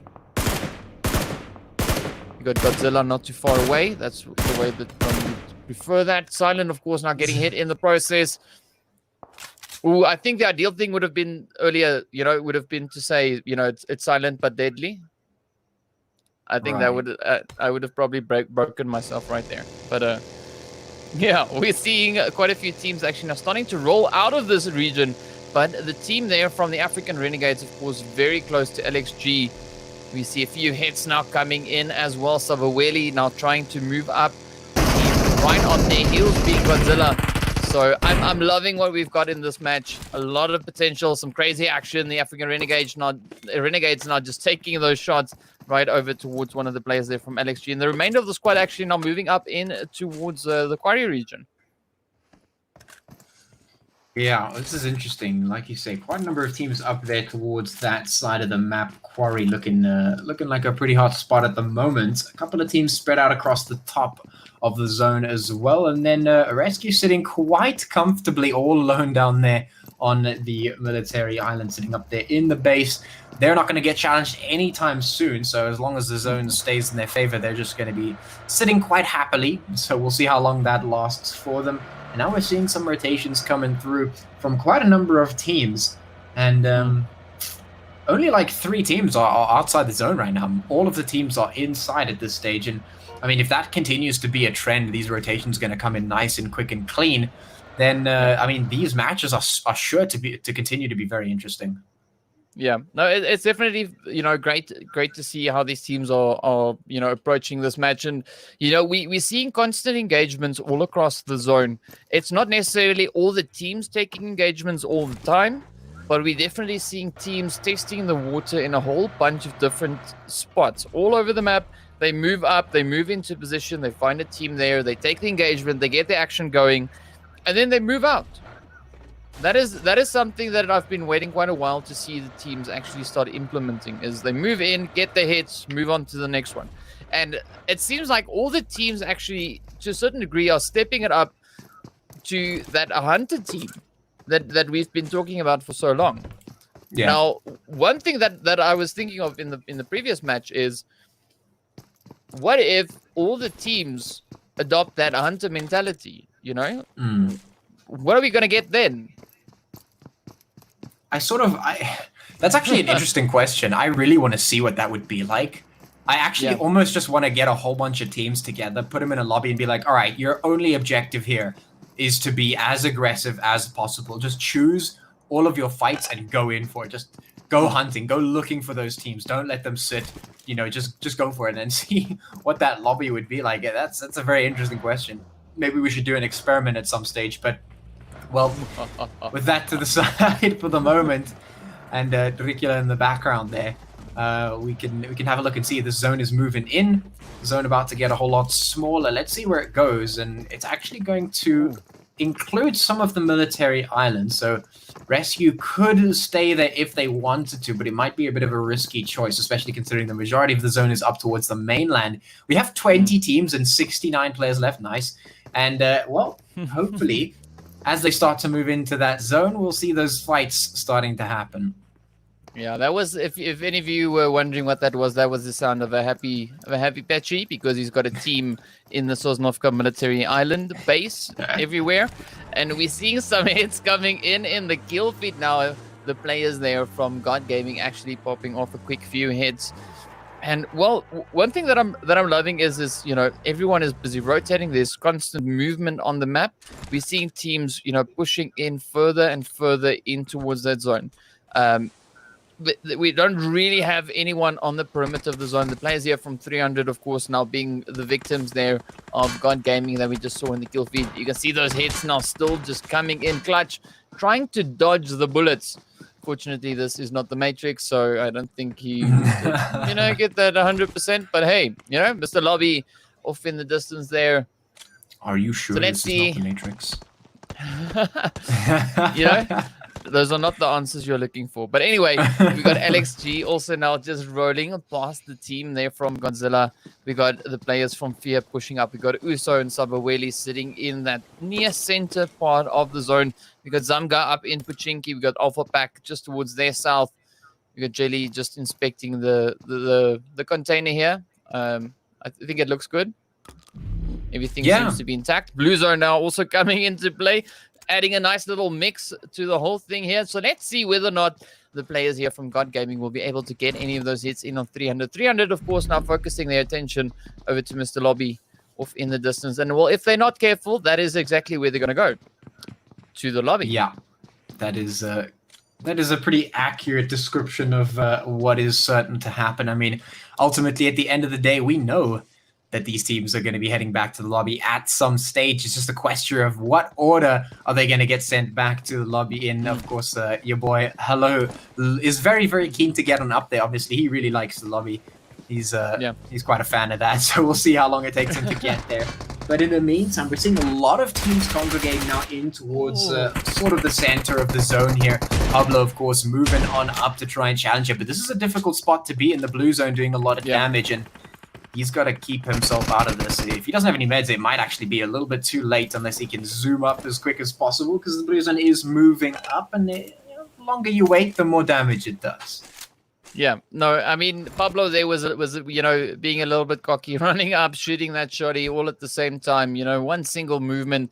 And of course, now we've got the players here from Moss Tactical putting the nades right into Slinky. I mean, that is what you should do with the Slinky, just blow it up. But of course, now Karma comes in and, well, down goes Gunny. You can see the remainder of the squad now getting their rotation sorted as well. Rolling on up right towards Uso. Off in the distance, we got LXG. So once again, Central Zone is the place to be. So many teams, so many players situated right there in the center. But of course, now that zone shifting up, moving towards the south, and actually swinging all the way over towards the military island. What a mix-up that is. That's a yeehaw from me. That's a yeehaw from me. I like this. It started off as a very mediocre zone, but it's ending up as a very, very nice zone. And of course, Rescue are going to be sitting there super happy, because they not only have they not been challenged at any stage so far, because no one drops down into Military Island, and this is why you should. They're going to be sitting inside that zone now quite happily. No problem. Yeah. They have free reign of this. Every single other team has to try and make their way across, and this might be free game. You can already see Wally jumping into the water. We can see Alpha Pack moving across the bridge, and, well, again, this is yeehaw from me. Well, we got the Captivators actually now stepping it up, putting some shots in towards the Alpha Pack, and we got to see so many teams actually getting taken down. Just look at that. I mean, everyone is now just making their way over towards the Sosnovka military island. Alpha Pack just taking hit after hit. The Captivators moving in. We've got Uso now moving in. Fear right on their heels. Well, I thought they were going to run him over, and they pull up. Oh, okay, no, because there's a vehicle in the way. But no, Uso now steps in. Sends Alpha Pack off. We got the players there from Godzilla also on the approach. Fear hot on their heels. Ooh, but the hits are just going in all over the place. Woo, this is what we want to see. Speak of explosions. Yes, absolutely fearless approach there coming in from Zoltan. Just putting those shots across the board. And, well, man, oh, this is just so hot. So much action. This is what we love to see. And, of course, this is pretty much the case across the map. There's so many teams just battling it out. Everyone just trying to dash on over towards that, Sosnovka military island. Yeah. And kudos to the teams that have got these camps going. But they also need to get their butts in. Blue Zone is, well, it doesn't wait for anyone, as we've seen, how many times. I can't even count. But, well, let's see who will be able to make it in and get out of that Blue Zone. And who will be the victors of that Sosnovka military island. I mean, yeah, it's already been so much chaos as all the teams scramble to try and get into the zone. Now, of course, the coastline of the mainland is still in play, so those teams are going to be they're going to be there. They can stay safe for the moment, but if the zone shifts to the south again, they're going to be in a very, very big heap load of trouble. Just look at that zone, though. I mean, we got a double drop coming down as well. The players there from Sting going up against the team from Mars Tactical. Mars, of course, now, well, employing those tactical moves there, sending them right into that lobby. But the players here from Uso going up head-to-head with the team there from Rescue. The shots now just coming in. Psycho Wolf just welcoming him right around the corner. PB&J still alive. Let's see, will he make it? Oh, getting pushed by two players. Jump shots and all coming in, and down they go. Psycho Wolf finishing him off. There we go. That is what we want to see. And of course, that northern section of the zone also absolutely insane. We got FXA, we got LXG, We got the players from God Gaming sitting up in the north there. A few players actually drowning. Akatsuki getting sent on off their stuff, just blowing up. I think that was their boat that went down in the drink there. And of course, the African Renegades also right there next to the players from God Gaming. A few, actually just 2 teams, quite comfortable on the mainland. Well, the piece of land, rather. Let's not call it the mainland. Yeah, this is turning out to be quite the spicy match. Habibi now moving in from that eastern side. We got Fia, as you can see on the screen there, sitting all the way in the south. Mr. Hyping just hovering around. Let's see, are they going to try and push in? There is some terrain cover that they can actually utilize on the approach, but only up until the edge of zone. Once they get into that zone, it's pretty open. And of course, now blue zone, here it comes again. We're going to see a few people drowning, but potentially, possibly. Yeah, we've seen some very interesting stuff. We've seen people drowning, being exploded. We've seen cars just yeeting on in. And, well, now we've got some teams swimming across as well, just, taking a nice, refreshing swim here. Hopefully they didn't have lunch anytime before this because, otherwise they're going to find themselves with a little bit of a problem there. They certainly will look at drowning as being a big possibility. But here now we've got 11 teams remaining here on the board, 32 players making their way on up the zone, looking nice and tight at the moment. Very, very packed. All the teams taking up their spots, getting ready for what is certain to be very, very crazy. I mean, right at the top, we have the XFA Gangster Gang right at the top. On the coast, the bare edge of the coastline that is still available here. You can see them fighting in LXG here. I mean, this amount of available space to play in right here is absolutely minuscule. And if the zone shifts down, which it most likely will, these guys are going to have to fight it out before they jump. Oh, but up comes Lala, sending Tiger down. Some beautiful retaliation shots now coming in. So we got Mr. Vigas and Chapo. They actually just finished them off. I didn't even notice, but well done. There we go. LXG sends FXA Gangsta Gang right into the lobby. I don't know what that was, but whatever. Let's just move on. Whoop. We got the African Renegades, of course, sitting on that far western side. We've got the players there from God Gaming, not too far away either.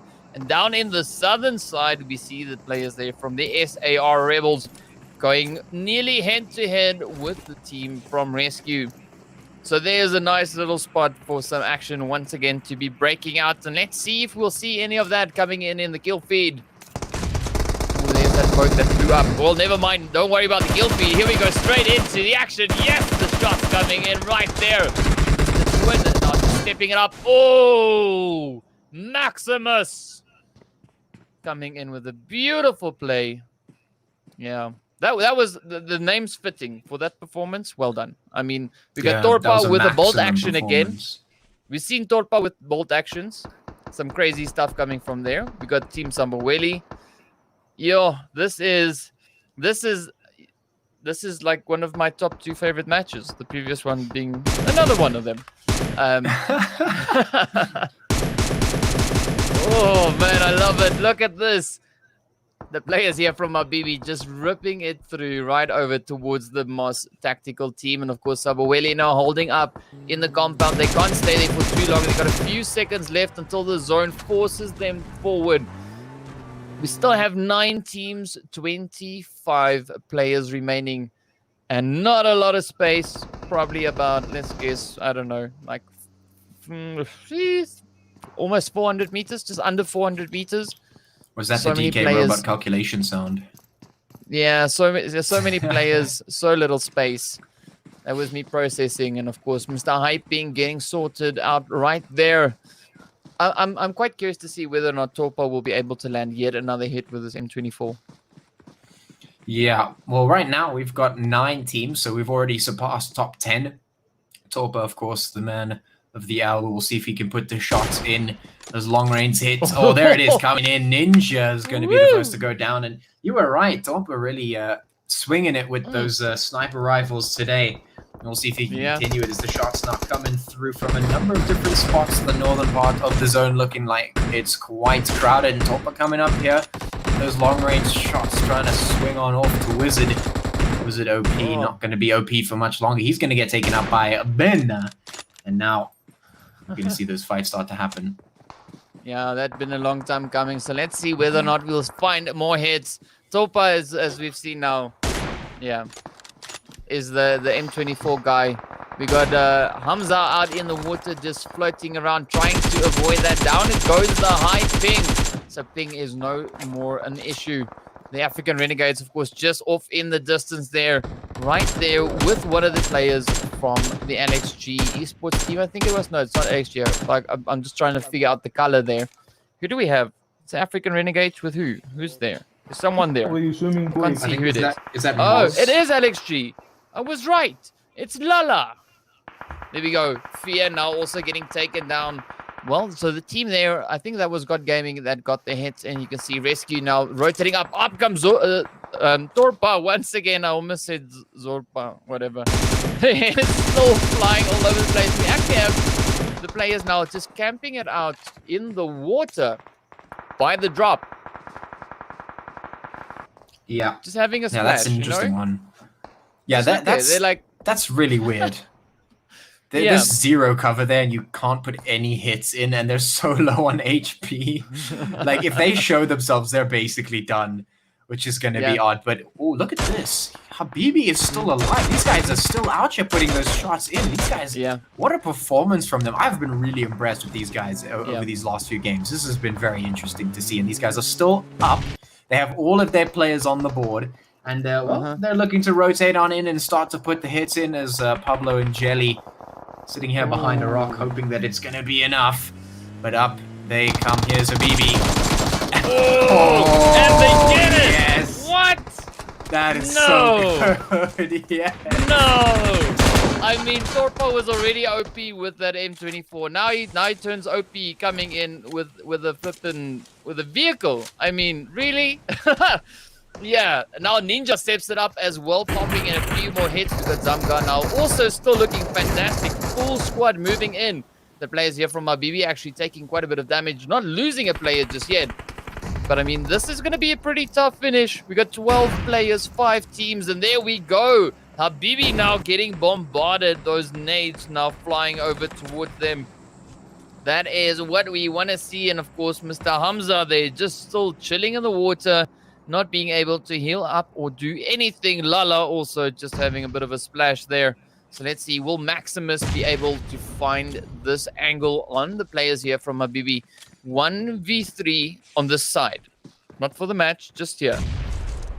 Yeah. He's trying to creep in slowly but surely. But Maximus might actually get them off guard, and he actually puts a quick hit in.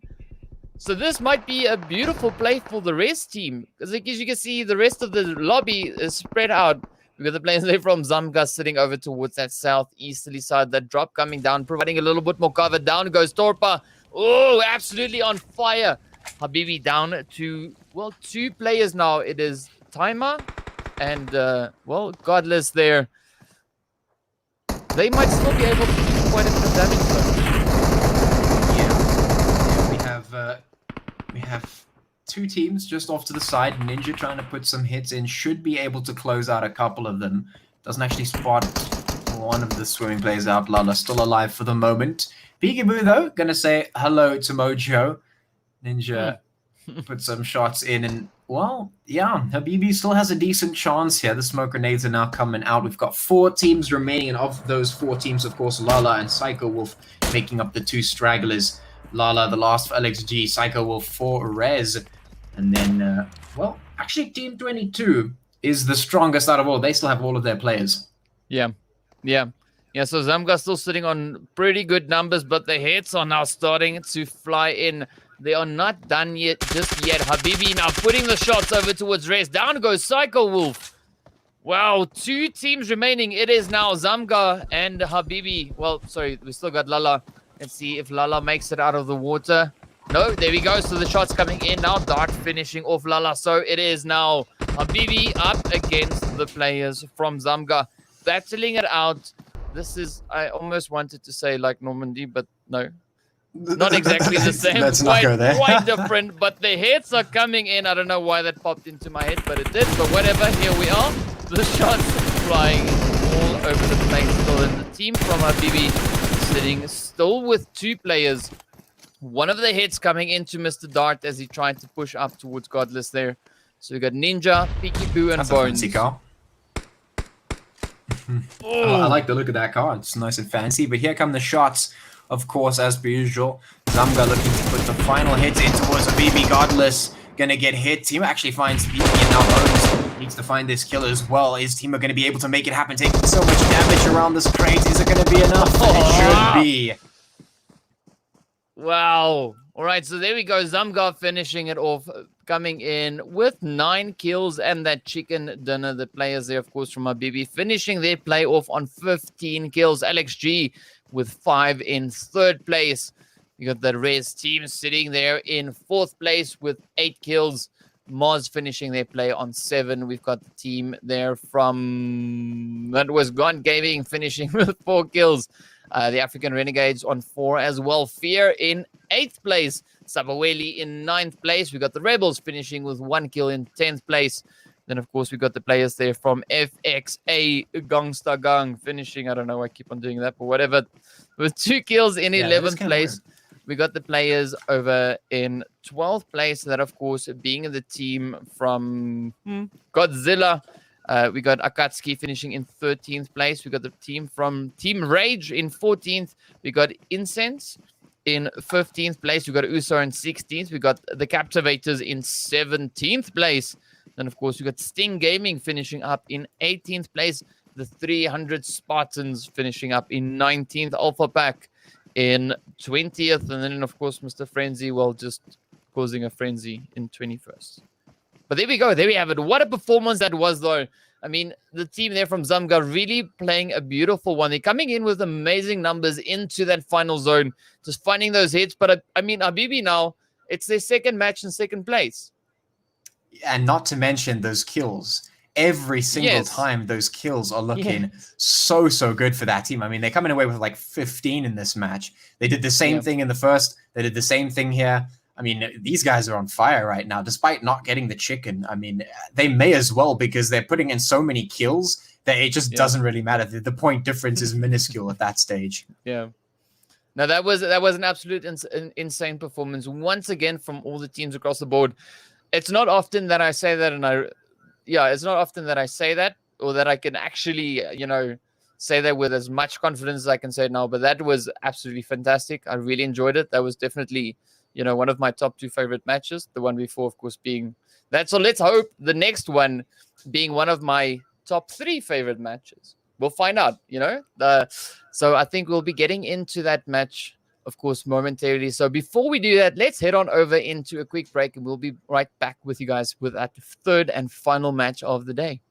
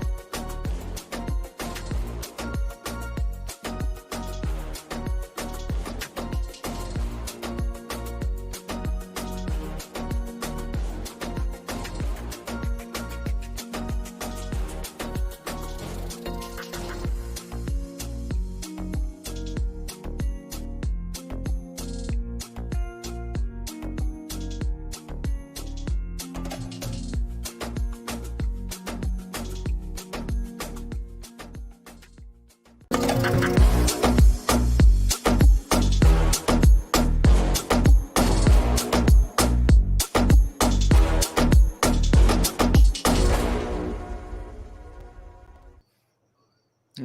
back, guys. We're heading into the final match of the night.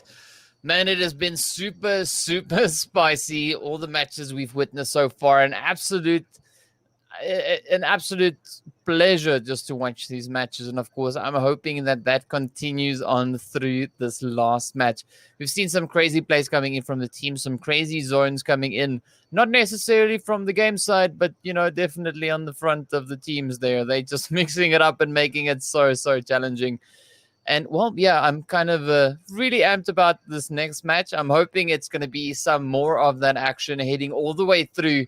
And well, yeah, I really can't wait. Anything in particular that you're excited about seeing in this next match, Patchy? Well, I mean, we've had quite an insane set of matches. That's for sure. Like these have been really, really incredible.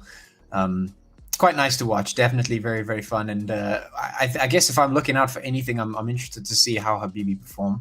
They've been doing some interesting work. I mean, coming in second place very consistently, high kills, quite nice. I want to see potentially if we get a crazy zone coming into the final map. I want to see how the teams respond to it, because we've been seeing some interesting movements, interesting formations coming through in terms of rotations and how the teams are moving around the map in these last few games, even just changing it up a little bit here and there. So I'm interested to see how the teams will make that happen, if they will start to do some of that centralizing, or if they'll continue to just sort of be aggressive across the board, which is definitely good to see. Nothing wrong with that whatsoever. We've been enjoying that quite a bit. So I'm just interested to get it going. I'm keen to get it going. Yeah, no, 100%. And I'm quite keen to see where this next flight path is going to be taking us, and of course where that zone is going to be, because so far, there hasn't been any disappointment whatsoever. We've got some insane plays coming in all over the place. One thing I'm particularly looking forward to is that leaderboard at the end. Once we kind of conclude today, I'm super amped to see what it looks like next week, because man, some of the teams really coming out of almost nowhere, just stepping it up, putting in those performances. And that is what we love to see. This is a fantastic place to feature teams and, for them to show us what they've got. And, there's been no shortage of that throughout these matches today, and absolutely fantastic. Having a blast, I must say. It's amazing. I'm loving it. It's a fantastic day. And I'm hoping that this is an indication of what we can expect to see in the remainder of the season. Because if the rest of the season is going to be going like this, well, man, I feel so sorry for the Umzansi guys. Yeah. They're going to have quite a hella hard time. They're going to have a super tough time. I mean, if this performance continues to get better as we've seen it do, if it increases, then I think definitely they will have the potential to maybe challenge the Umzansi guys. I mean, that's the whole point. We're gonna stop producing teams that will try and move up into that Umzansi League and get things going. And that's what we like to see. So hopefully the teams will be doing that, putting the points on there, getting all that experience in, building their skills. And who knows, maybe we will have some challenges arising once again to put those hits in and start making Umzansi quake in their boots. But for now, of course, we have one game left for the night. One more is going to be the last chance for the teams to put the points on the board for today. And let's see if they kick it into high gear to get those last few points in. Yeah, well, I'm quite curious to see whether or not Habibi will be able to get a chicken for this round, because in both the previous rounds they've placed in second place. So, and they've been giving an absolute phenomenal performance. So, I'm hoping that they could potentially get that chicken for this round. That would be a pretty good end to their evening, getting second place, and then coming in with a chicken. I mean, insane kills, as you mentioned there. So, let's hope that is kind of what happens. I'm not opposed to any other teams getting the chickens, but hopefully, just for the sake there of the players from the Habibi team, that they get just up into the chicken. they've been trying so hard to make it all the way up into there.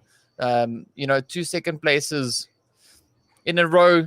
Yeah, I think a third, the third match, chicken dinner, maybe not such a bad idea. But of course, we'll find out momentarily once everything gets started and the match gets underway. But yeah, that for me is kind of the main thing. And I just want to say how awesome it is seeing how these teams are performing throughout these matches. We've seen absolutely fantastic performances coming in, and it's so awesome because we're only in the second week. We're not at the end of the season. We're still fresh. It's still fresh. I mean, we had 90 teams registering for today. 90 teams. Out of 90, we went down to 20 teams, And even that first lobby we were watching was just absolute insanity. Some crazy plays coming in, some crazy shots. And of course, that continued all the way through. So I can only imagine what the other 4 lobbies were looking like. I mean, and it's not every day that you get to say that there was 5 lobbies to start off with. 90 teams registering just to bash it out today, to get their shot at, winning the prize money for the day. And of course, being able to work themselves up on that leaderboard to eventually get, the opportunity to go up against the teams there from Umzansi. I mean, that's absolutely fantastic. It's amazing. I love it. Yeah, it certainly is. It's very, very, very fantastic. And hopefully we will be getting into that match pretty soon. I'm just waiting for everyone to hop in and connect and get themselves ready. And we should be getting into this final match for the day here. Of course, so you can see on your screen that prize pool, the weekly prize pool coming out. Just a little bit of extra incentive for these teams to really battle it out, put their best in here and get better and better and better, which they have been doing. Man, yeah, I just want to get into this game and see how it plays out. I think, yeah, I agree. Maybe if Habibi could put in a chicken here, it'll be worth all the effort that they've been putting in. Of course, looking at the standings, these are the standings beforehand, before today's matches. And, well, this is sure to change. And I think we'll probably be seeing Habibi pop up here on this leaderboard once the leaderboard does get updated with all today's scores. Yeah, it's going to look interesting. Yeah, and one place the teams definitely want to find themselves is that top 8. Where you can see we got the Black Clovers there, Ultra 6, Not Gaming, AAA, Akatsuki, the Martians, Team Rage, and of course, Phoenix Uprising. So on that list, we only have the players. We had the team from the Black Clovers. They were playing in that first match. I don't think they made it all the way through into this one. But of course, we see several more of these teams, just stepping it up. We got Fear playing today. We got Sting, in the lobby as well. I don't think did Rain make it through? No, I don't think. No, they didn't. All right. We got Alpha Pack also still in the lobby. We got another team from SAR, not the anonymous one, but we got the Rebels playing. We're not seeing the Punishers, but the Gangster Gang definitely in the mix today, as well as for Godzilla. So yeah, I'm quite excited to see what this leaderboard is going to be looking like after it's after today's matches, because I definitely think we're going to see quite a bit of a change up coming in, and of course now the match is about to get started. So I'm waiting to see where the flight path is going to take us, where that first zone is going to go, and then of course what the teams are going to be doing with it, because we've seen quite a few teams dropping in very close proximity, which is fantastic because we get that early game engagements that we want to see. And of course, it makes the later zones a little bit easier for the teams. But of course, that's not necessarily what we've been having in these previous 2 matches. We're still moving into these final few zones with still quite a considerable amount of the teams left in the lobby. Those players, as you mentioned, making it all the way through. But that is not because they are camping it out. That is actually because they get those rotations sorted. They get on up into a zone, put themselves in pretty good placements. And of course, the teams that we find coming into these final few zones, they don't necessarily make it up in full numbers because they have lost players, on the way on up in towards those final zones, which is always a good thing, because then the players themselves, the solos or the stragglers, they get that opportunity to kind of show us, what they're made of and how they can perform. And we've seen some crazy plays coming in from those stragglers. But of course, the ideal would be to move into those final few zones with as many team players as you could possibly get. You can't go more than 4, but I mean, yeah, sometimes I think, just by looking at how these players are playing, you could almost assume that there's like 5 of them playing in one team of 4, you know? So, yeah, it's pretty amazing nonetheless. So, we got a few moments left until this next zone. So, where are you hoping to see the zone go? Don't say south. Anywhere other than south. Well, then you've kind of caught me off guard. Then I don't really know what else to say because I mean I like those southern zones, but I guess if I had to choose a zone that wasn't to the south, then I'd probably say I like to see the zone that is far away from the drop point, or at some point where the drop makes it a little bit difficult to sort of rotate into the zone. So like we've seen a couple of times where the flight path will go maybe towards the east and then we'll see the zone towards the west, that kind of thing. I enjoy that. It does force some interesting situations out of the rotations. It forces teams to sort of make a choice. Do we want to get in early? Do we want to come in late? You know, what's the plan? That I sort of like, because just like when the zone gets super small, it forces decisions, and that's always fun to see. Yeah. No, that definitely, I agree with you on that one. I mean, the flight path to start off with for this match, it's really not a bad flight path. You know, it's almost going straight through the central part of the zone. A little bit more over towards its southeasterly side, but still a pretty good flight path. You know, teams can actually reach into quite a few spots that we've seen them dropping in the previous matches. So I'm curious to see which ones they're going to choose to move on up into, and of course, you know, how many spots we'll be having where these teams are just, you know, starting with those early game engagements, because that seems to be kind of the trend here for today, which is a fantastic trend to have, and I hope they keep that going. But of course, we'll see where they go. And as you can see right there, a little bit on the screen, we've got the team from USO that is slowly but surely making their way down. The player that we're watching, I couldn't have said his name earlier. Like, I would have completely broken the way that you just said it in that, I think it was in the first match. I nearly burst out laughing. I did ever so slightly. You know, I contained most of most of that. But yes, you know, very casual way and just dropping it out there going, poof. Yeah. Yeah. But we see the team, of course, there from Rage. They dropping right there in Prison and Shelter. We got the team from God Gaming going, and then in comes the zone going over towards that southwesterly side.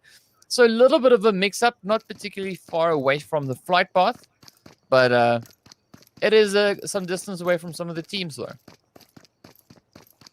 Yeah, it is, but it's also got a whole lot of water in it, which is really great, because that does reduce the size of the available play area at least just a little bit, which does make for interesting times. And of course, a little bit of that military island still available in there as well. So that's interesting because, of course, the shift could come out in that direction.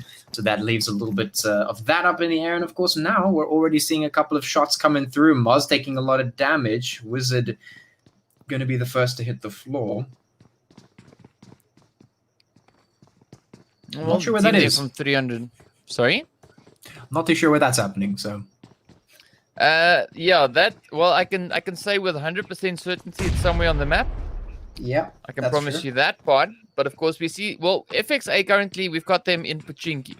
All right, 300 is up at school right there with the Moss team and also Incense. All right, so here you see FXA on the map. So they're just dancing in and out of the, you know, Pochinki area with the players here from Zamga. And then, of course, you know, those other shots that we saw coming in was between the Moss team and I think it was 300 that we saw taking. Was it 300 that was taking the hits? Let's have a quick gander. No, it was 300 doing the shooting. Yeah. So they're now busy rolling up towards zone. So they're heading on in. They just passed the Rozak area. As you can see them. Here they are. Mr. Mad Gas on the gas, making his way on up. So let's see. They might very well be rotating up towards that, towards the Georgia Bull crates. We don't see anyone there in particular. We've got the players from the SAR Rebels, of course, up in South Georgia. So they're all fairly close, but, well, we got Reki now off in the distance, taking a quick few hits, just choosing an alternate route. But let's see. Will the team here from Zamga be able to get the pounds on FXA? Or will it be the other way around? Will FXA be able to send them down? Zamga, of course, getting themselves that lovely chicken. So let's see what is cooking. Yeah, well, we will definitely see what is cooking as teams are moving up, getting pretty close. We've got the Alpha Pack in Yasnaya up close with one of the teams there. We have School looking also pretty spicy there. We've got a couple of players just hovering around in that area. So, yeah, there's a couple of spots where we could see some fights happening, which is really, really good. I'm just waiting to see where the zone shift is going to go. That's going to be an interesting one, because if it includes that island, then we're going to be able to see Rescue just chill there again. I mean, they've just been sitting there the whole time, no problems, just surviving for as long as possible. Well, we're seeing in the kill feed the players there from the 300s, and of course the SAR Rebels now just going head to head. So I think each team actually suffering casualty, but you can see Zoom now just putting the hits in, but of course getting taken down as Lucky now steps up. Clutch moving up for the res, doesn't make it, gets taken down, gets caught with his weapons on his back. And of course now Mr. Gas being the last player for the team here. Fortunately for him, but not for his team, he gonna stayed behind over here in the Georgia Bull crates, getting some nice level 3 goodies right there, making his way around. And of course, now let's see where he's going to move up to. Is he going to stay around here, or will he move up further in towards that zone? As we're actually seeing a few players already making that move. We've got the African Renegades dropping in semi-central zone. The players, of course, from Mabibi up here in Watertown. Now just trying to put a few shots in towards the players here from Team Sabaweli. As you can see, we've got 2 of them here. The other 2 making their way in. Sagaru goes down. Torpa going at it once again. And of course, Daniel also getting taken out. So the remainder of the squad now rolling on up is Sunini and Shroud. See them making their way right there on that bridge. I mean, once again, a fantastic performance coming in here from Mabibi. Yeah, they've certainly been doing a really good job as of late, and yeah, like I said, I'm watching to see if they'll be able to do another, performance like that. Because if that's the case, then they're certainly putting themselves down to be quite a challenging team to take down. Seriously, a team to take quite seriously here in this league. We'll see if they can continue to put a performance up, and maybe we'll see them in the next weeks of the Inkosi Super Cup. But for now, we'll just see how they perform in this final match of the day. We've got 20 teams, we've got 72 players, and well, we've also got grenades coming in. Peekaboo going to be taking a bit of damage from that, I'd say. Yeah, no, it's heating up right here in Pachinki as the players there from FXA now starting to push up onto the Zamgat team. You can see Dart now trying to move up for that race. Down he goes. So 2 players now left for the Zamgat team. So quite the change up, going from that chicken position, into a little bit of a threatening one at the moment. It's going to be challenging. There's only 2 of them left. So let's see, maybe they'll be able to clutch it out and, get the wipe on the players here from FXA. But of course, we've got Bones and Ninja. So they are now literally running for their lives off into the sunrise. But they can't run too far because, the zone ends just up ahead of them. And there's several players actually now rolling in. And, well, once again, we're seeing all those rotations happening. I mean, Blue Zone not in just yet. Quite a few teams already rotating in, and of course the players from Rescue still just chilling over in that Sosnovka military island. No need to move just yet, and so far it's been paying off. Yeah, it really has. I mean, the fact of the matter is, I say this a lot, but more people should consider dropping down there. And I mean, no one does. So if no one does, then dropping down there is basically a freebie. You get all that space. If the zone includes you, then you're sitting happily for quite a while, because then you've got the whole place to loot up. You can sit there, get ready, wait for the zone to move in. You have nothing to worry about for quite some time. So definitely a strong position, especially if no one drops there. But for now, we do have a Akatsuki moving up close, so they are on the island. They could potentially pose a threat here. Now, of course, as the teams start to move in, there's lots of rotations through in towards the zone, and that means things are going to start heating up in a big way, especially up there towards the northeast, where a lot of teams are making their entrance. Well, let's see how this goes. I mean, as you can see, there's a lot of movement now happening on the map. A lot of hits also coming in. We see the African Renegades, of course, right there next to the players from Fear. right there on that northern side of the zone. We got Sting now actually moving up, getting a quick knock in on Hamza. The team there from Rez now moving up. Akatsuki also joining them on the island. Let's see what the players here from Sting will be able to do. Sting Gaming, of course, now making their move, rushing in over towards the players there from Mars Tactical. Whoa. The health looking a little bit tough there for Mufasa and Mr. Bart. But of course, they managed to drop down and get those heals going. But of course, now Mr. Cam's over here cooking those nades up, sending them across. Let's see, will it do the business?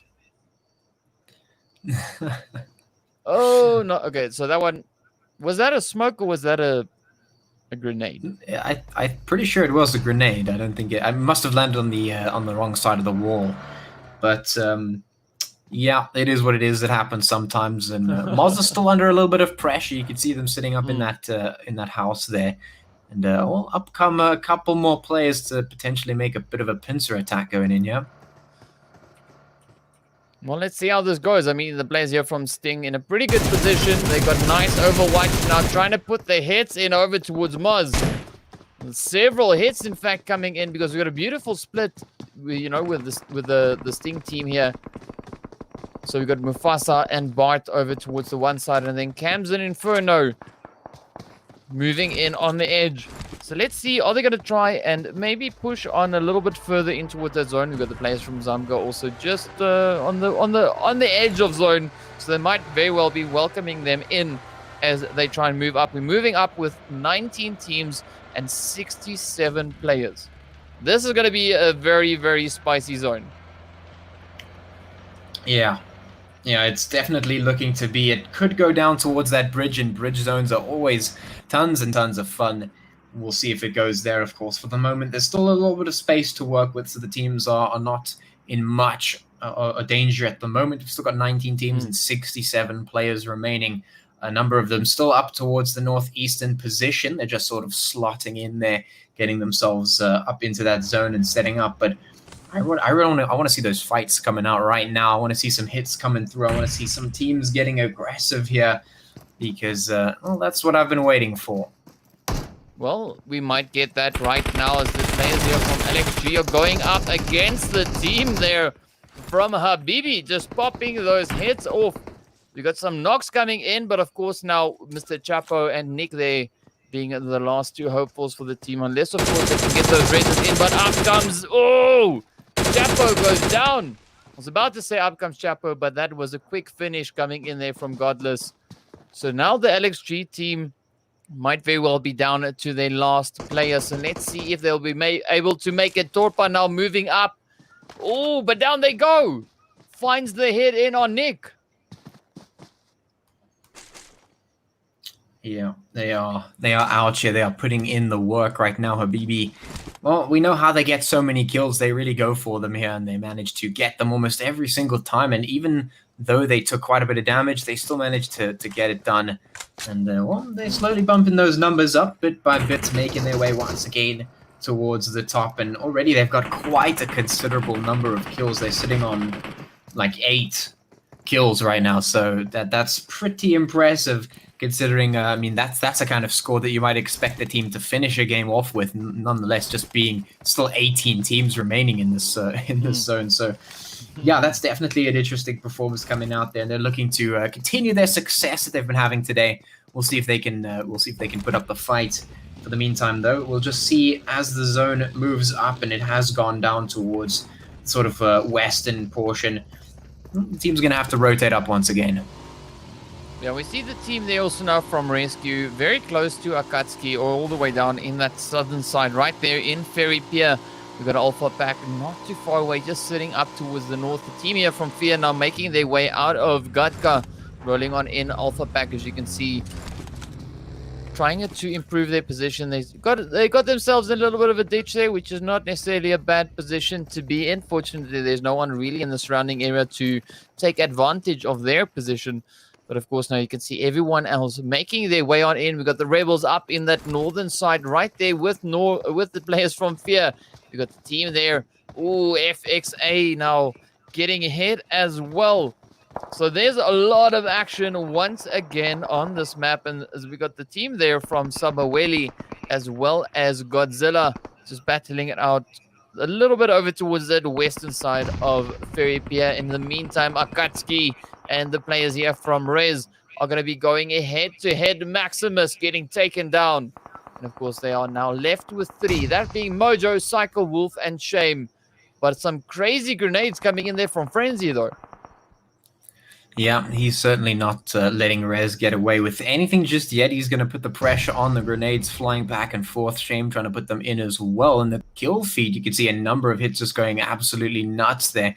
But of course, Rez here going to be trying to get the drop on towards Akatsuki as they start to move up. Mojo has moved up into a critical position, but he is alone, so his support from his teammates going to be a little bit far off. But if you can make it happen, it's definitely going to be useful. Zetsu also trying to put a couple of grenades across, but not going to be able to find anything just yet. They are in a bit of a difficult spot up against the coastline here. It's going to be difficult to get out of this. Yeah, no, and we also see quite a few hits now still continuing across the board. We got some grenades being flung in all directions. And the team there from Uso actually now getting hit. Oh, the shots once again are being focused over from the Rez team. You can see that kill feed just lighting up. So many hits happening all over the place. And well, yeah, I'm quite keen to see what's going to happen as this blue zone is going to start moving the teams forward once again. We got that zone shift now coming in as well. Moving in towards the southern side of the zone, we see the team from Sting and also the team from the Captivator sitting all the way up in the northern side. But in the meantime, Akatsuki and the team here from Rez still battling it out. Mojo, I almost said Mozo. Mojo getting taken out, and Uso once again taking damage. The players there from the Mars Tactical team also getting hit by the players from Team Rage. So a lot of action on the map, and is not going to stop anytime soon. 17 teams, 53 players. You can see Mr. Roger, of course, now just making his way through. Got a few shots coming in from the distance there. Got Mr. Mad Gas from the 300 Spartans. So let's see if he'll be able to make a successful move for his team and find himself in that zone. But in the meantime, we're going to be keeping an eye right here on the players from God Gaming as they rush right on up towards the team from Rez. But of course, Shame just welcoming them in to the compound, puts the first hit in towards Pablo. And of course, now they are left with Mr. Silent. So let's see, will he be able to sneak around and get any of those hits in? Or will he maybe even get taken down by Akatsuki? Well, I mean, at this point, anything is possible because these teams are already sandwiching them together. And, well, Hulk, in the meantime, going to be putting some hits in. Rect goes down as well. And there goes Pablo. Oh. So, yeah, indeed, he's going to be taken straight off. And now Akatsuki moving up over the crest of this hill, putting themselves in a much better position to challenge some of these surrounding teams. And now we're even going to watch the Renegades cruising on in and going to be touching heads with Akatsuki. Yeah, no, there's a lot of action as everyone is just rushing up in all directions. We also see the team now from the Renegades, that of the Rebels rather, rushing right in to yet another team. As you can see, the teams here from Alpha Pack also now just holding up on this eastern side of the zone. And here we have Akatsuki going head to head with the Renegades. The heads going off in all directions. We got Hisoka and Frenzy, the two players for the Akatsuki team. Cloud not looking too great, getting knocked out in the process, and also the African Renegades now just trying to recover their numbers there. Frenzy trying to move up bit by bit, and also now the Rebels putting those hits in towards Sting. As you can see in the kill feed, shots coming in from Fear as well. Oh, several shots all over the place, and this lobby is just lighting up. We got Waves, BTS, and then of course Mr. Slinky there. And see, will they be able to survive against the onslaught of the Akatsuki team as they are now trying to recover their numbers. But of course, unfortunately, they lose two of their players. BTS now just blowing up that vehicle for some extra hard cover. Yeah, this is definitely yet again a very, very interesting match. A lot of action, a lot of challenging plays coming in, and the teams really having to prove themselves and prove their worth. Yeah, they certainly have to do just that now. We're going to wait for that blue zone to move on up because the next zone going to get chosen quite soon. Numbers going to have to be decreased once again as things get a whole lot tighter. The zone actually goes all the way up to the north, which favors the team that we have been watching there from Habibi. So they've got a really good spot in there. Zone, of course, being 400 meters across means that these teams are going to have to fight for their spaces. 11 teams remaining, 29 players here. We've got a couple of teams that need to move their way on up, and well, the fights are going to start to happen once again. The Renegades in a bit of a tight spot, as you can see. Can they make it off this beach? Oh, I mean, Waves now, he was trying to get those hits in, but the players there from Rescue just popping them off from the edge, coming in with a beautiful third party. So that zone, of course, up in the north, so the teams need to get those rotations sorted. That blue zone, of course, waits for no man, and it's going to start moving in very, very soon. As you can see, in fact, I think it's about to kick off now as the teams need to find their butts into that zone. Alpha Pack just off in the distance, up ahead of the team from Habibi. So let's see. 10 teams moving in. Well, 11 teams, sorry. 11 teams. No, well, 10 teams. 26. There we go. Oh, I mean, Slinky there succumbing to the zone. And, of course, several hits continuing all over the place. We got FXA getting taken down as well. Wow. Man, this zone, this match is just absolutely insane. Yeah, and it's not to get any easier for any of these teams, as of course Habibi is now sitting in that zone with some nice overwatch here towards a couple of the teams that want to make their way on in. And, well, it's not going to be very easy for them to do. So you can see Torpa here, the guy who has consistently hit some of these long-range shots, is back at it again, looking to put the hits through. We'll see if he can make it happen. For the moment, of course, the rest of the team's trying to make their way on in. There's a couple. Akatsuki still going at it with Alpha Pack there off towards the southwest. We've got 300. We've got SAR and Fear coming through as well. So they have to make their way in towards the zone. And they're going to be quite a bit of resistance. And now Habibi going to be putting in quite a few shots to some of the teams that are trying to make their way on up. That's proving to be a super, super challenging match all around. Oh, those rotations coming in once again as Frenzy is now trying to improve his position, moving up right next to the Rebels. You can see, of course, the last remaining player there for the 300 team. Also right on the end, but down goes Frenzy. JVD now getting ready. He's rolling on up. We've got Mad Gas caught in the blue zone. We've got the players here from the Rebels now just picking off a quick few shots. But we see Mr. Raji there. He's rolling up right into the players from Fear. Oh, I'm sorry, that was JVD, my bad. I was looking at the wrong name, but down they go. And Rez now continuing to put the hits in. Flying straight over towards Godzilla. Two-man team left. Let's see what they can do. Several hits all over the place. We got 5 teams, 15 players making their move on up in towards what could maybe be the final zone, or maybe the second last zone. You can see Twin, of course, just off in the distance there for the SAR Rebels. The team being split up a little bit. You got Mr. Raji and, of course, Lucky just hanging back ever so slightly. In the Fear team, still sitting all the way up in that northern part. They need to get their move sorted and, you know, rotate on up in towards zone. There's not a lot of cover, not a lot of spaces, but fortunately, there's a lot of trees to use as some potential cover. But, of course, we might see a few players actually blowing up a few vehicles. As you can see, one of the players here from the team of Godzilla, and up comes the Rebels. Oh, the hits though coming in. We got the Rez sneaking in a few surprise shots coming in from behind. The Rebels actually moving up, taking them down. 4 teams now moving up into what could, well, yeah, up into this next zone, waiting for that blue zone to close in. It's definitely going to force everyone together. Well, we got Fear still sitting on a full squad. We got the players from Habibi sitting on a full squad. And then, of course, 2 squads of 2s. Duos.